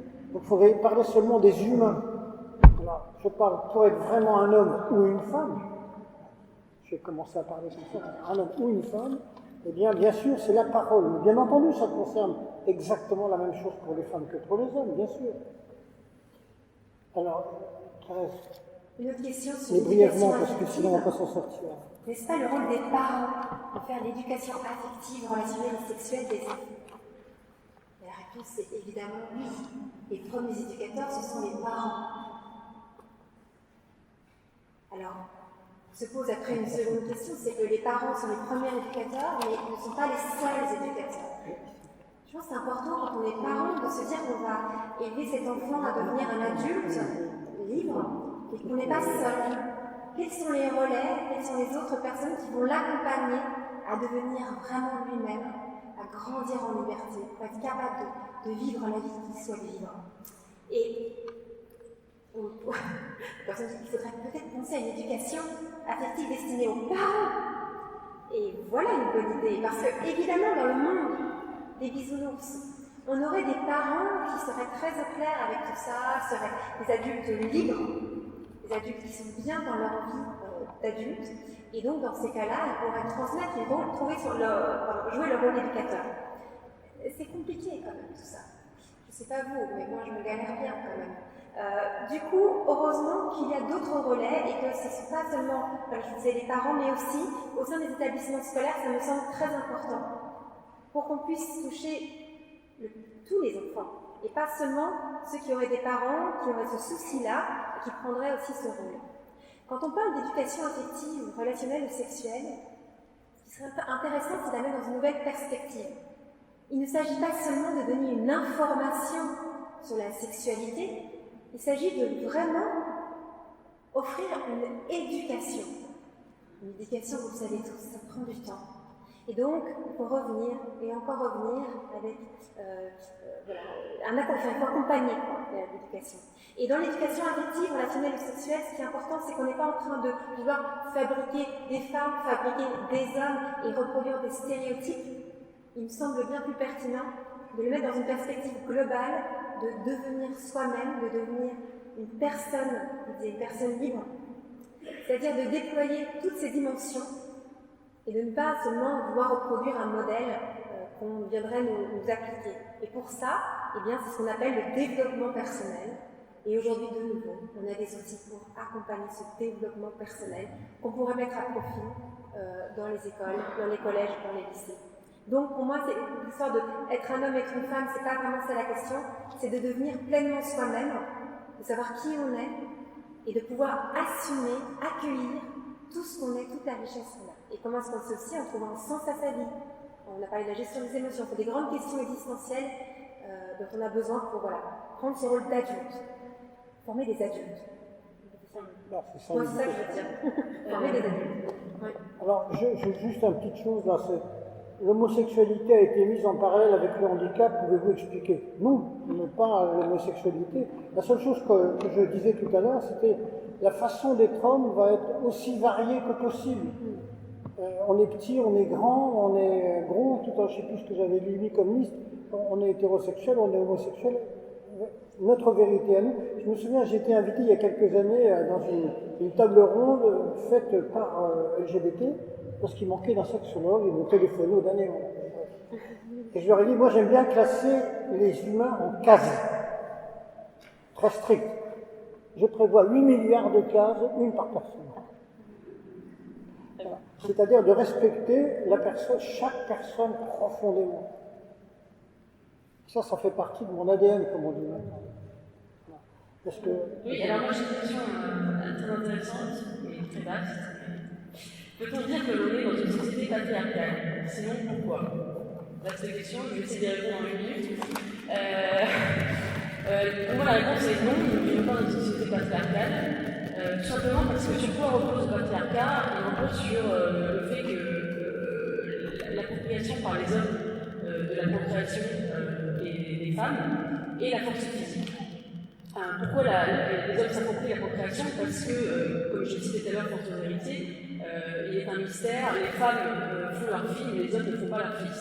C'est-à-dire que les hommes sont finalement obligés de déléguer la grossesse aux femmes, et du coup ils ne savent pas vraiment ce qui se passe à l'intérieur, et donc ils doivent surveiller le corps des femmes pour éviter que la femme se fasse engrosser par quelqu'un d'autre. Et du coup, de là est né le patriarcat, privatisation du corps des femmes, relégation des femmes dans le privé, etc., etc. Or, depuis les années 60, un fait majeur est arrivé, le fait que les femmes ont pris le contrôle de leur sexualité et ont pris le contrôle de la procréation, et finalement ont enlevé tout pouvoir aux hommes sur la procréation. Ça, c'est un fait inédit dans l'histoire de l'humanité. Et non seulement les femmes ont pris le contrôle de la procréation, mais elles ont gommé l'homme de la procréation, puisque avec la PMA pour toutes, désormais, on peut procréer sans homme, sans père. Donc, finalement, voilà, non seulement l'homme n'a plus contrôle de la procréation, mais on est exclu. Et la force physique, qui était l'apanage des hommes, elle est aussi disparue, puisque avec les progrès de la technique, elle n'a plus lieu d'être, et elle n'a plus finalement d'utilité sociale comme elle pouvait l'avoir au moment où les hommes se battaient, où il y avait des guerriers, etc. Donc ces deux raisons font que le patriarcat n'existe plus, et que pour moi, fustiger le patriarcat aujourd'hui, c'est fustiger un monstre qui a disparu, et ne pas s'intéresser aux véritables sujets qui sont problématiques pour les femmes. Et même, on pourrait dire d'ailleurs qu'aujourd'hui, on a parlé de matriarcat, en tout cas, est institutionnalisé dans le droit une forme de suprématie des femmes, à travers la parité par exemple, qui est inscrit dans le droit, qui fait qu'on peut nommer à certains postes des femmes parce qu'elles sont femmes, à travers la procréation à la PMA pour toutes, qui fait qu'on peut créer un enfant sans père, ce n'est pas probablement le cas pour les hommes. Et voilà, toutes ces choses qui font qu'aujourd'hui, plutôt dans le droit, il y a une institutionnalisation de la supériorité des femmes plus que des hommes. Donc je ne vois pas du tout sur quoi repose l'idée que le patriarcat existe encore.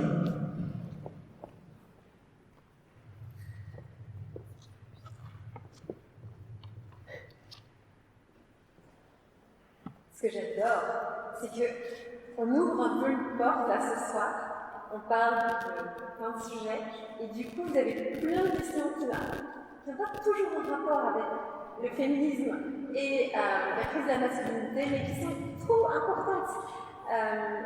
Moi, ce que je dis juste là, parce que on voit qu'on a besoin quand même de parler de ces sujets-là, et en matière aussi d'intimité, de sexualité, il nous reste quand même beaucoup de questions sans réponse. Alors, c'était l'occasion. Mais je vais juste voir s'il y a des questions qui sont plus reliées au sujet. J'ai une question pour toi, Thérèse. Oui. Pourquoi les gouvernements de pouvoir public sont-ils passifs face au fléau de la pornographie? Les raisons sont-elles financières, idéologiques ou autres? Très bonne question. Alors, la bonne nouvelle, c'est plein de bonnes nouvelles. On vit une super époque, en fait.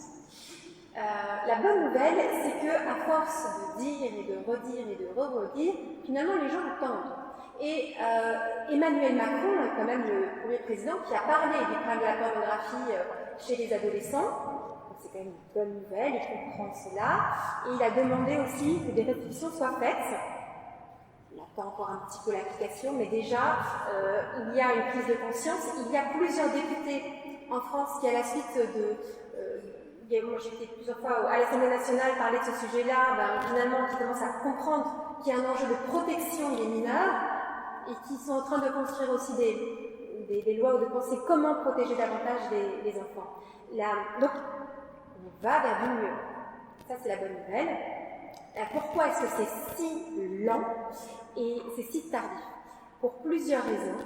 D'abord, il y a une raison très simple, c'est que les choses ont énormément évolué en quelques années.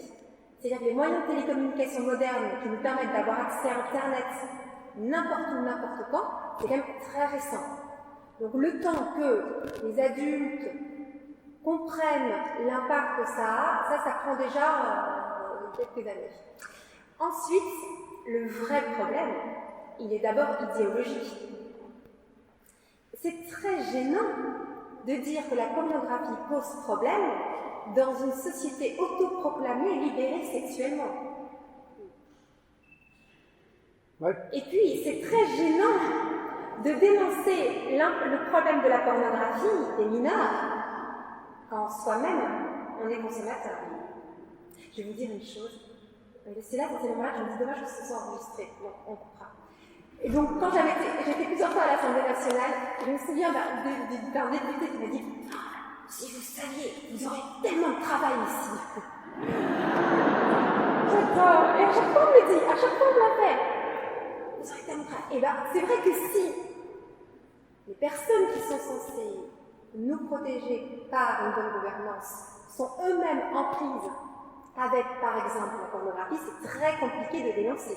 Et c'est là qu'il y a une immense hypocrisie.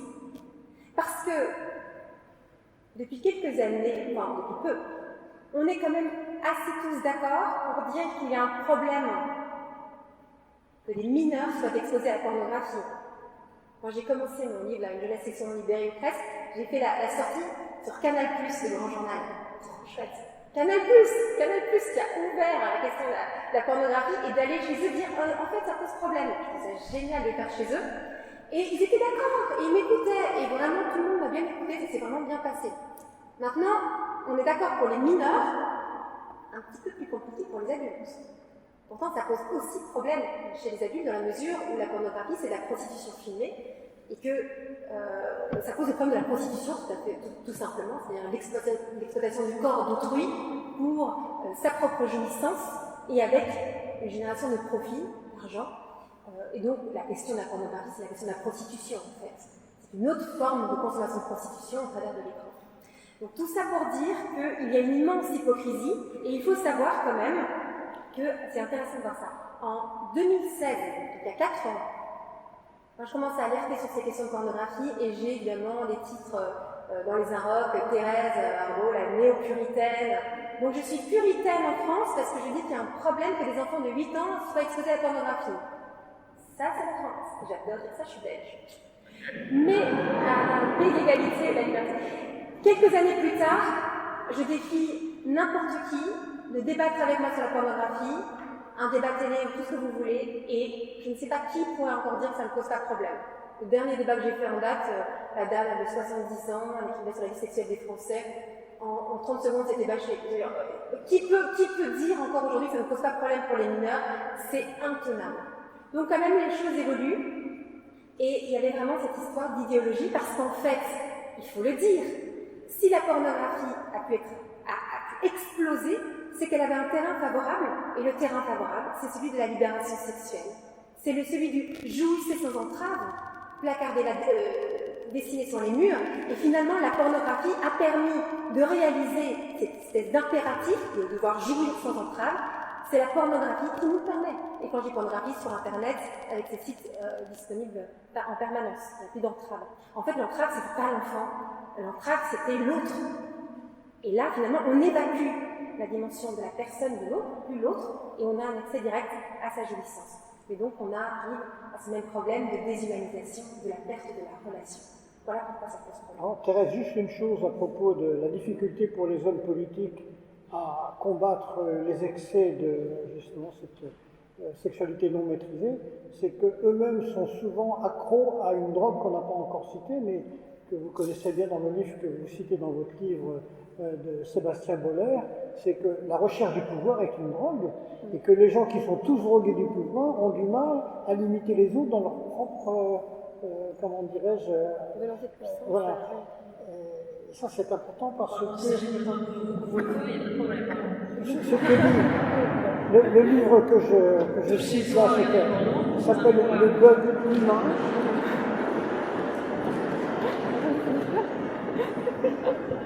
Le livre que je voulais citer, c'est Le bug humain de Sébastien Boller, il est cité par Thérèse. Mais ce qui est intéressant dans ce livre, il montre que notre cerveau des émotions dont parlait Thérèse tout à l'heure, il n'a pas été construit pour avoir une régulation. Donc il veut toujours plus. Toujours plus, même si ce n'est pas le moment, par exemple, les gilets jaunes, réclamation, augmentation du pouvoir d'achat. Toujours plus pour tout. Et alors, on ne peut pas aller contre parce que nos émotions sont vraiment les maîtresses de nos décisions. Ça, c'est ce que dit Boller, et je pense que c'est ce que disent les neurosciences aujourd'hui. Alors, dans la deuxième partie de son livre, il pose une question. Il dit, mais comment peut-on faire, puisque notre cerveau est fait pour toujours rechercher le plaisir? Alors, la solution, c'est il faut qu'on trouve des plaisirs qui soient plus forts que les plaisirs, mais durables, et qui ne soient pas contraires au sens de la vie. Et il cite dans son bouquin en disant, voilà, il y a une fille à Calcutta qui trouvait plus de plaisir à tenir la main d'un mourant dans la rue, sur les trottoirs, que d'aller au restaurant. Cette fille s'appelait Thérèse, Teresa de Calcutta. Considérée par les catholiques comme une sainte, elle est aussi considérée comme une sainte par les musulmans et les hindous qui habitent Calcutta. La seule solution qui nous permet de sortir des dépendances, je reprendrai, c'est l'amour. C'est ce que Thérèse dit dans son livre, c'est l'amour. L'amour, c'est quoi l'amour? Alors, moi, là, je ne vais pas vous le citer exactement parce que je ne l'ai pas tout là, mais on a une citation de Cicéron dans son traité sur les fins dernières qui dit « Quelle est la chose la plus louable de tout ce qui est humain ?»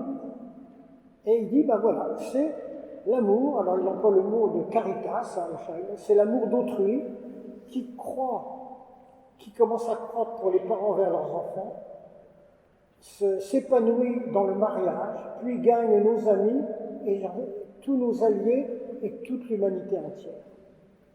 C'est du Cicéron, c'est pas du Jésus. Mais Jésus disait la même chose. Mais c'est intéressant de savoir que ça fait partie du patrimoine de l'humanité. Et que c'est ça qu'on a à défendre en le disant. En disant voilà, la véritable solution pour vaincre notre striatum qui n'est pas capable de se contrôler lui-même, eh bien, on peut le contrôler avec notre cerveau noble en cherchant des plaisirs qui dépassent le plaisir égoïste. Oui, et pour revenir sur ce que disait Thérèse sur la liberté sexuelle et jouir sans entrave, je pense qu'en effet, aujourd'hui, il y a le discours quotidien sur la pornographie reçoit de plus en plus d'écho, et sont en train de faire un peu le droit d'inventaire de cette révolution sexuelle. C'est-à-dire que la révolution sexuelle, elle est advenue, ça fait 40 ans, 50 ans même, si on a partir en 1968, et aujourd'hui, on voit un peu les conséquences de cette liberté sexuelle absolue, et en fait, comme souvent, la liberté sexuelle, c'est aussi la loi, la liberté absolue, c'est aussi la loi du plus fort. Et on le voit dans la sexualité aussi bien qu'ailleurs dans d'autres domaines, et aujourd'hui, on voit que les plus faibles ont pâti de cette liberté sexuelle et dans ce grand marché amoureux qui est devenu le désir, ceux qui n'ont pas la carte, ceux qui sont désavantagés, eh bien souffrent terriblement de cette compétition généralisée, etc. Et se réfugient d'ailleurs dans la pornographie, etc. Et je trouve qu'aujourd'hui, on arrive quand même à avoir un autre discours sur ce sujet. On voit que, voilà, on voit les limites de cette liberté absolue, on voit aussi qu'elle sert une forme de grand marché du désir. Et il y a de plus en plus de discours, même chez les féministes, qui critiquent cela, et on le voit dans la pornographie, etc. Et je trouve ça très positif. Et d'ailleurs, même MeToo a été quelque part une étape dans un droit d'inventaire de la révolution sexuelle. C'est-à-dire qu'on s'est rendu compte que, effectivement, la liberté absolue, le fait qu'il n'y ait plus aucune norme, aucun code dans la sexualité, eh bien, ça aboutissait à beaucoup de dérives, à beaucoup de violences. Notamment des jeunes filles voilà, qui sont. Autrefois, on disait aux jeunes filles, finalement, la sexualité c'est un grand nom, il faut dire non, et ensuite l'homme qui se marie devra conquérir son oui. Aujourd'hui, la sexualité des jeunes filles c'est un grand oui, et c'est très difficile de poser un non, c'est-à-dire de poser une limite, de dire voilà, bah, là je ne veux plus, ce soir-là, je n'ai pas envie de coucher avec toi, parce que finalement il n'y a plus de repères moraux, plus de normes, parce qu'on a bazardé toute la morale sexuelle.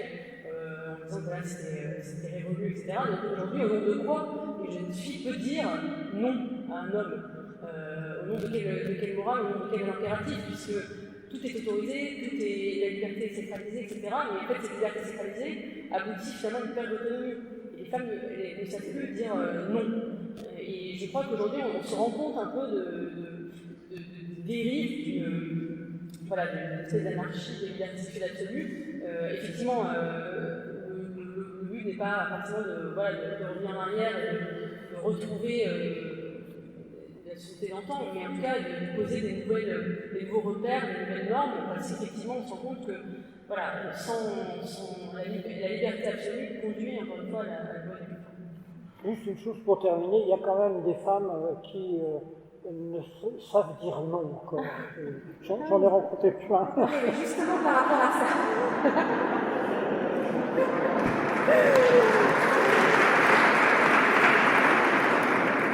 Je rebondis. Des femmes qui savent dire non. Parce que justement, avec cette question du consentement, aujourd'hui, on voit un autre écueil, c'est que on a beaucoup aussi de femmes dans leur mariage, dans leur couple, qui disent non, j'ai pas envie ce soir. D'accord.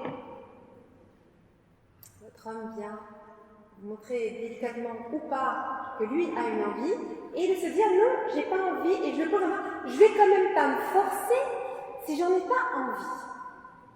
Alors là, toutes les femmes de la salle vont détester et les hommes vont m'adorer. Je vais vous expliquer pourquoi. Parce que cette phrase-là, c'est je pose le consentement, je crois que il faut avoir un acte sexuel quand on a envie. Et là, cette phrase, elle illustre la confusion générale entre ce qu'on appelle l'envie sexuelle et le consentement. Ce sont deux choses différentes. L'envie sexuelle, c'est que mon corps est disposé à l'acte sexuel. Donc je ressens dans mon corps les sensations qui me montrent que mon corps est disposé à l'union sexuelle. Le consentement, c'est dans la tête que ça se passe. C'est que je suis d'accord avec la relation que nous allons avoir, avec le sens que nous donnons à la relation que nous allons avoir. C'est-à-dire que le consentement, ça se passe avec la tête, l'envie, c'est avec le corps. Et quand je dis « j'en ai pas envie, je vais quand même pas me forcer », je suis en train de dire peut-être que je ne ressens pas l'envie, et du coup, j'arrête la possibilité qu'il y ait une relation. Plusieurs choses par rapport à ça. On peut avoir une relation sexuelle avec quelqu'un, même si on n'en a pas l'envie au départ. On peut avoir, techniquement parlant, une relation sexuelle avec quelqu'un, même si on n'est pas consentant. C'est-à-dire que les deux réalités sont parfois dissociées. Alors, bien sûr qu'on voudrait qu'elles soient ensemble, mais c'est très important de le comprendre, parce que dans les collèges, dans les lycées surtout, moi j'y reviens sur cette question du consentement longtemps, parce que parfois le corps peut envoyer un signe de dire « j'ai très envie et je suis disposé à l'acte sexuel », alors que la tête ne l'est pas, ou ne l'est pas, par exemple, tu as parlé du problème de l'alcool à très juste titre, Eugénie, parce que, par exemple, alcoolisé, je suis incapable de poser mon consentement. Donc, toute personne alcoolisée n'est pas capable, n'est pas en mesure de poser son consentement, de dire « je suis d'accord », puisque l'alcool va altérer cette lucidité. Et par contre, le corps peut manifester que lui, il en a très envie. Donc c'est important cette distinction-là, et aussi de comprendre au sein des couples que parfois on n'en a pas envie physiquement, parce qu'on est fatigué, parce qu'on a plein de choses, donc bref, on a envie. Là. Par contre, qu'on peut consentir, parce qu'on désire profondément, avoir une relation, faire l'amour, c'est-à-dire augmenter notre amour ensemble. Donc parfois, même si on ne ressent pas l'envie, on peut avoir une relation sexuelle. Et qui dit relation sexuelle ne dit pas systématiquement la pénétration sexuelle, dit aussi plein d'autres choses à faire et d'avoir un moment d'intimité ensemble. Ce que je veux dire par là, c'est que beaucoup de femmes aussi, au nom de ce consentement, disent non, et finalement empêchent aussi l'amour d'exister et de venir. Et dit un peu basiquement et trivialement, l'appétit vient en mangeant. Vous comprenez ce que je veux dire? Et voilà une des raisons pour laquelle il y a une perte des relations sexuelles au sein des couples, parce qu'on n'a pas compris qu'on confond consentement et envie, et finalement on ne vient plus susciter le désir chez l'autre. Donc en fait, est-ce qu'on est d'accord avec le type de relation qu'on a ensemble? Et parce qu'on souhaite s'aimer plus, s'aimer mieux, eh bien, on va tout faire pour éveiller le désir. Il y a plein de façons d'éveiller l'envie quand on n'en a pas envie.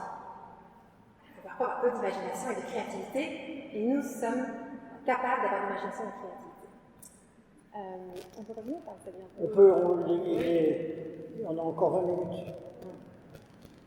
Donc, attendez juste la question que quand une femme vous dit, ou un homme vous dit j'ai pas envie, d'abord on arrête avec le j'ai pas envie, d'accord, on compte 4 ans là, on va pas. Mais de quoi as-tu envie, mon chéri? De quoi as-tu envie, ma chérie? Formule-le positivement. Ce qui me ferait tellement plaisir, c'est que tu me masses le dos. Et puis, ça va prendre autre chose plus tard. Mais simplement, de formuler positivement et d'être responsable de sa sexualité, de dire ce dont on a envie au lieu de dire j'ai pas envie et d'être en l'histoire du consentement, j'ai pas envie, je vais pas me forcer. En fait, c'est un obstacle à l'amour, c'est une impasse. Je le dis avec un peu d'humour et légèreté ce soir, mais en fait, c'est super important ce que je vous raconte là, parce que si on ne comprend pas ça, on bloque la relation sexuelle au sein du couple et finalement, c'est une expression d'amour et une détérioration du lien au fur et à mesure. Alors, j'ai une question pour un homme, moi je vais y répondre. Au même titre que la paternité, qui est aussi spirituelle et intellectuelle, pouvez-vous développer les autres aspects de la masculinité, entre parenthèses, au-delà de la sexualité? Alors, oui, on peut le faire. Quelque chose d'assez important, c'est qu'on a souvent sous-estimé l'émotivité des hommes, qui est sans doute plus grande que l'émotivité des femmes, alors que généralement on pense le contraire. Et comme on n'a pas pris en compte ça dans l'éducation, on n'apprend pas aux garçons à gérer leur émotivité, alors qu'on devrait le faire. Voilà. Et c'est peut-être un point très important. En gros, moi je travaille avec un ami médecin sexologue qui me dit finalement notre boulot, c'est d'aider les personnes à gérer leurs émotions. Mais c'est un peu ce que vous disiez dans le développement tout de suite. Voilà. Alors, il y a bien d'autres aspects sur la masculinité, mais il faut faire attention, ce n'est pas exclusif de la masculinité. Des femmes vont avoir aussi la même chose à faire. Mais je prends un exemple qui est la montée du désir. D'habitude, ce n'est pas vrai pour tout le monde, mais globalement, en général, les femmes ont un désir sexuel qui monte plus lentement que celui des hommes. Moi, je compare ça facilement à la femme. Ce désir, c'est un peu comme un chauffe-eau électrique. Si vous voulez avoir de l'eau chaude, il faut allumer le ballon la veille. Mais là, je sais que c'est pas vrai. Là, je suis obligée de vous dire. C'est pas toujours vrai, mais c'est souvent. Non, mais c'est pas ça, c'était. Et alors, Je ne suis pas du tout d'accord. et l'homme, c'est comme un chauffe-eau à gaz. L'eau est froide toujours, mais il y a une petite veilleuse qui brûle 24-24, 7-7. Et dès que la femme tire de l'eau, ça fait flouf, état d'eau chaude. Et bon, ça, il faut apprendre à gérer ces différences à l'intérieur d'un couple. Mais je pense que ces différences, elles sont construites, elles ne sont pas spécialement naturelles. Je suis même prête à défendre que les femmes au départ ont plus de désir sexuel que les hommes, et une libido peut-être beaucoup plus forte, mais ça c'est un autre débat. Et simplement pour dire par rapport à cette différence, c'est que, vous voyez, j'ai de réagir parce que la nouvelle génération vous dira l'opposé. C'est-à-dire que les femmes ont beaucoup changé dans leur façon de voir la sexualité, et les jeunes filles aujourd'hui, particulièrement les lycéennes, les étudiantes, et puis voilà, les jeunes adultes, elles ont un rapport à la sexualité qui est beaucoup plus direct et frontal. Et d'ailleurs, les hommes, souvent, ça les déconcerte. Oui, mais vous avez quand même développé là tout à l'heure, Thérèse, l'idée qu'il fallait apprendre qu'une femme apprenne à gérer son désir en fonction de son vouloir. Chez l'homme, le désir arrive avant le vouloir. Et donc, il a à apprendre à le gérer, mais autrement. Ça, c'est important. D'ailleurs, quand je raconte cette petite affaire dans mon préparation au mariage, tous les fiancés qui sont déjeunés concubins en général sourient et rigolent comme vous l'avez fait vous-même. Donc, c'est pas entièrement faux. Non, c'est pas faux. C'est juste que c'est culturel. Voilà. Mais c'est vrai que, je répète à chaque fois, chaque personne et donc chaque couple est un cas particulier et qu'il faut qu'ils apprennent à se connaître de façon à se comprendre profondément. C'est ce qu'on appelle l'intimité conjugale, l'intimité émotionnelle, l'intimité intellectuelle, l'intimité sociale, parce que mes amis sont les mêmes que ceux de ma femme, et puis l'intimité spirituelle et l'intimité sexuelle, pour moi, c'est transversal à toutes les autres intimités. Et c'est la même chose. L'intimité spirituelle, il faut qu'il y ait du physique, il faut qu'il y ait de l'intellectuel et de l'émotionnel. L'intimité sexuelle ou spirituelle, c'est pareil. Et d'ailleurs, les mouvements même de l'âme, dans la prière par exemple, c'est ce que j'expliquais à mes patients cet après-midi, sont les mêmes que la recherche de la présence dans la prière ou la recherche de présence dans l'être humain. Je disais à ce monsieur, si vous ne pensez pas toutes les 3 heures au minimum à la personne, à son épouse, vous n'allez pas recréer, il n'a plus de désir pour sa femme, mais il voudrait en avoir. Moi je dis, il faut que vous pensiez à votre femme au moins toutes les 3 heures, si possible. Et je peux vous garantir, pour l'avoir essayé sur beaucoup d'hommes, il va retrouver son désir dans les 3 semaines à un mois. S'il faisait... Mais bon, pourquoi? Parce que le cerveau est ainsi fait que s'il pratique, il se construit avec la pratique. Toujours. Ça, c'est le boulot. Mais pour revenir à ça, la masculinité, il y a encore bien d'autres aspects, mais qui ne sont pas forcément exclusifs. C'est pas parce que c'est un aspect de la masculinité que ça n'est pas un aspect de la féminité. Peut-être une dernière question sur la discrimination positive. J'imagine que c'est la parité, notamment en entreprise. Paraît-elle une bonne idée, ne risque-t-elle pas de se retourner contre les femmes? Alors c'est vrai que c'est une grande question, la parité, c'est important que ça dure en France, évidemment, il y a une opposition entre Sylviane Agacinski qui était pour, qui a pensé philosophiquement la parité, contre Isabelle Badinter qui était contre au nom de l'universalisme. Moi, j'avoue que je suis assez mitigée sur ce sujet parce que je pense que, bon, d'une part, effectivement, ça pose un problème philosophique la parité, puisque ça consiste à promouvoir les femmes parce qu'elles sont femmes et non pas en fonction de leur mérite. Et pour moi, c'est contradictoire avec même tout le. Enfin, pour moi, c'est un grand paradoxe du féminisme, c'est-à-dire que, à la fois, on vide la catégorie femme de sa substance en disant la femme n'existe pas, et en même temps, on va promouvoir la femme à des postes de responsabilité. Il faut des femmes, PDG, des femmes écrivains. Mais, enfin, quelque part, il faut choisir soit la femme n'existe pas, soit on promet la femme, mais enfin, les deux en même temps, ça me paraît toujours un peu bizarre. D'ailleurs, c'est pour ça que Sylviane Agacinski, elle, était cohérente, puisqu'elle défend une vision différentialiste, qui dit effectivement la femme c'est différent de l'homme, et elle promet la parité, donc elle n'est pas dans la contradiction. Après, je pense que c'est utile la parité, notamment politique, parce que il y a une question de représentation. Et quelque part, c'est vrai que même si effectivement je ne pense pas qu'on vote en fonction du sexe et qu'on réfléchisse à si on est une femme, on va plus aider les femmes, etc. Mais c'est quand même choquant de voir une Assemblée nationale où il y a 80-90% d'hommes et 10% de femmes, alors que c'est censé représenter la nation, il y a une question de dimension représentative.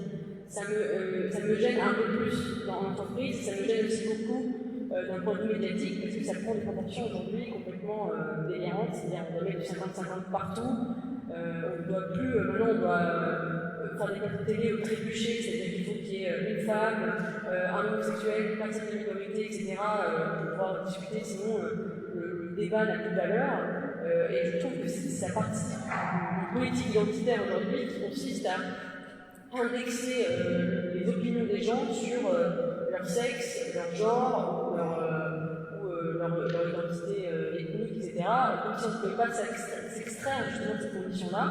Et pour moi, être une femme, c'est important, ça fait partie de mon identité, mais je ne me résume pas à ça, et quand je pense, quand j'énonce des arguments, ce ne sont pas des arguments de femmes ou en tant que femme, et je ne représente pas les femmes, et je n'aime pas être réduite à ça, mais c'est très souvent le cas, notamment dans le milieu journalistique, et je trouve ça dommage parce que c'est lié quelque part l'universalité de la condition humaine, comme vous avez expliqué, les hommes, c'est les hommes et les femmes. Bon, ben après, c'est vrai que qu'on soit un homme ou une femme, les mathématiques et la logique restent la même chose pour tout le monde.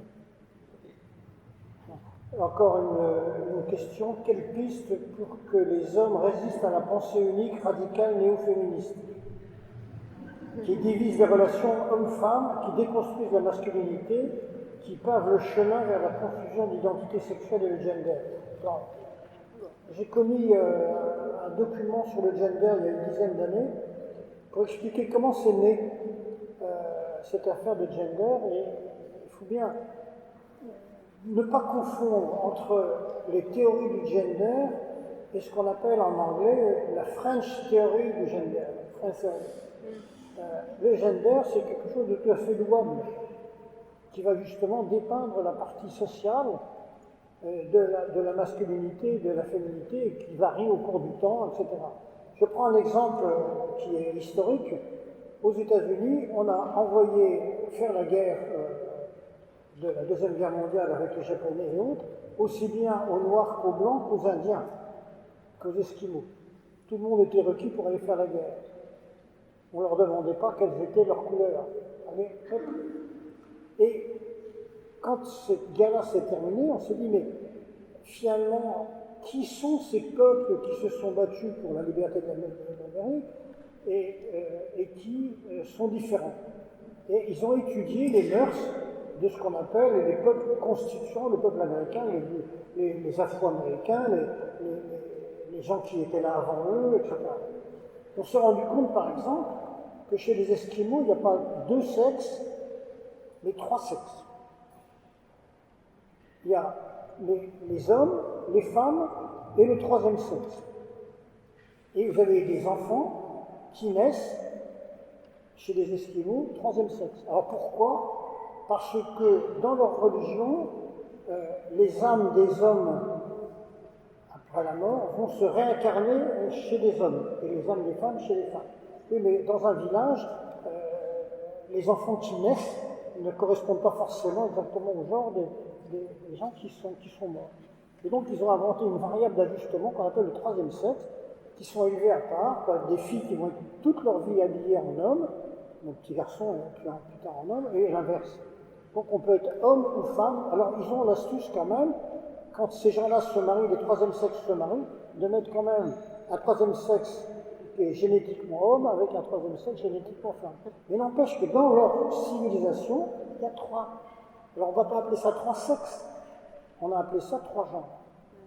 Parce qu'au niveau anatomique, ils sont des hommes et des femmes. Et on s'est rendu compte qu'il y a plein de cultures sur Terre dans lesquelles la virilité physique, il y a par exemple une peuplade en Nouvelle-Guinée, dans laquelle le boulot des hommes, c'est de se mettre des fleurs dans les cheveux et de ne pas travailler, et d'avoir des belles robes, comment dirais-je, fleuries, et de ne parler qu'à Dieu. Et c'est leur civilisation. Alors ça, c'est ce qu'on appelle les études de genre. Alors, autre chose sont la théorie du genre venant des Français qui ont fait la révolution sexuelle, hein, et qu'on appelle la théorie française du genre aux États-Unis. On ne dit pas le genre. Mais il ne faut pas confondre les deux, parce que du coup, on va être contre le genre, alors que c'est une réalité physique, comme on dirait, sociale, politique, dans tous les pays. Même si, justement, on peut modifier quand on dit, par exemple, que tel métier est réservé aux femmes ou aux hommes, ça fait partie de ce qu'on appelle le genre. Ça n'a aucun rapport avec le sexe physique. C'est amusant aussi, par exemple, les hommes qui font les études de sage-femme, on ne les appelle pas des sages-hommes, on les appelle des sages-femmes, hommes. Parce que sage-femme, c'est un mot qui voulait dire qui s'y connaît bien en femme. C'est compétent dans la féminité de l'accouchement, etc. Donc bref, pour revenir à ces choses-là, le gender n'a aucun rapport avec la théorie française du gender, qui est Simone de Beauvoir et autres, Derrida, enfin toute la population de cette époque-là. Voilà. Alors, quelle piste pour que les hommes résistent à la pensée unique, radicale et néo-féministe? Simplement que chaque homme essaye de dire, ça c'est la question fondamentale, pour moi, c'est quoi réussir ma vie? Les femmes peuvent se poser la question exactement la même. C'est quoi réussir ma vie? C'est-à-dire, quelles sont mes valeurs? Quand une personne connaît ses valeurs, il peut avoir la force de les vivre. S'il ne les connaît pas, il ne sait pas, il fait comme tout le monde. Et on entend à propos du porno, et Thérèse doit l'entendre autant que moi, mais monsieur, pardon Thérèse, mais madame, mais monsieur, tout le monde fait ça. Tout le monde regarde du porno. Et là, on a atteint le degré zéro de la civilisation, une espèce d'uniformité dans la non-réflexion. Tout le monde fait ça, donc il faut faire comme tout le monde. Combien de gens vivent leur vie en essayant de faire comme tout le monde? C'est pour ça que tout à l'heure, quand je disais être homme, il y a plein de particularités. Si on est grand, si on est petit, ça ne va pas être la même chose. Pour les femmes, pareil. Il y a des femmes très belles et des femmes pas très belles, elles ne vont pas vivre. Elles ne vont pas vivre du tout leur rapport aux hommes de la même façon. Il y a des hommes très beaux et des hommes très laids, ça va être pareil. Donc, il va falloir que nous nous adaptions à chaque fois à ce que nous sommes nous-mêmes, mais c'est bien d'en discuter avec d'autres pour ne pas s'enfermer dans ses propres justifications. Je pense que c'est un beau mot de conclusion, parce qu'on va devoir terminer. Oui. Thérèse, tu veux ajouter quelque chose? Et justement, on vous promet, c'est que... Ah, vous promettez. Non, on vous promet, c'est de répondre à toutes ces questions. Alors, je me propose de prendre toutes les questions qu'on nous a données, de les comment dirais-je, les mettre par ordinateur et de vous les envoyer. Après, vous répondrez aux questions que vous voulez. Thérèse, chacune, mais d'une façon pas plus de 2 fois plus de signes que la question. C'est-à-dire répondre rapidement. D'abord, on a la charge mentale, les tâches ménagères, etc.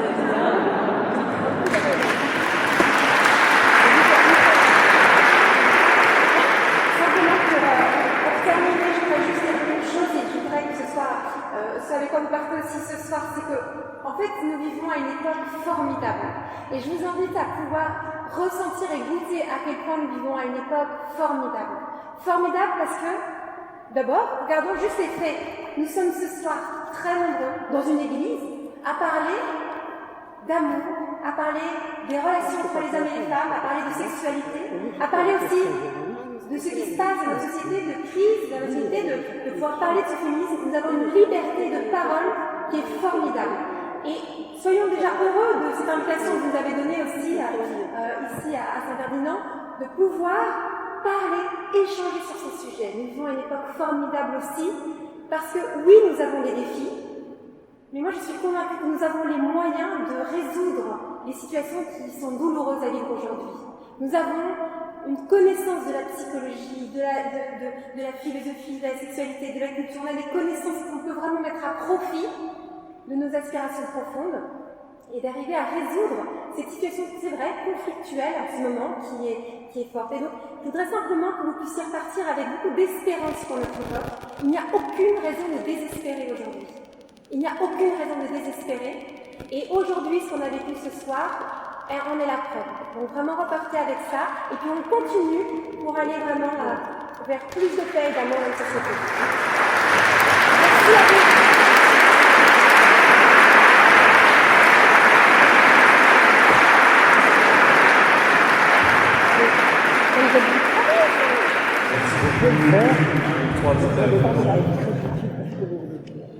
Merci de cette dernière parole porteuse d'espérance. À un moment donné, je me suis dit quel tableau vous donnez, en fait, à la fois de l'humanité et à la fois de la sexualité devant alors je ne suis pas un enfant de cœur, moi je ne suis plus un enfant de cœur, l'humanité je commence à la connaître, mais je voudrais dire aussi à toutes les jeunes qui sont nombreux, et c'est ce qu'on dit généralement en préparation au mariage, que la sexualité est aussi une bonne nouvelle, et d'avoir une vision positive de la sexualité qui semble extrêmement importante. Et sachant que, messieurs, nous sommes le sexe faible, puisque statistiquement, vous savez bien, il y a plus de naissances de garçons que de filles, donc on ne devrait pas ça changer. Et si on laisse faire la nature, il y a plus de naissances de garçons que de filles, et la mortalité infantile chez les garçons est plus importante. Et après, en fait, dans la société, de manière naturelle, un équilibre se fait, en fait, entre l'homme et la femme. Et souvenez-vous du cri d'Adam au moment de la création de terre, pour le coup, c'est l'os des os et la chair de la chair. Et donc, cette parole est une parole vraiment d'émerveillement. D'un point de vue tout à fait pratique et concret, vous avez un stand de librairie au milieu de l'église. N'hésitez pas à y jeter un œil, à acheter et faire dédicacer, vous acceptez de dédicacer vos ouvrages. Donc, un stand de librairie, des paniers qui seront proposés à la sortie pour les frais de cette soirée. Merci du fait des conditions sanitaires de sortir et de se disperser assez rapidement.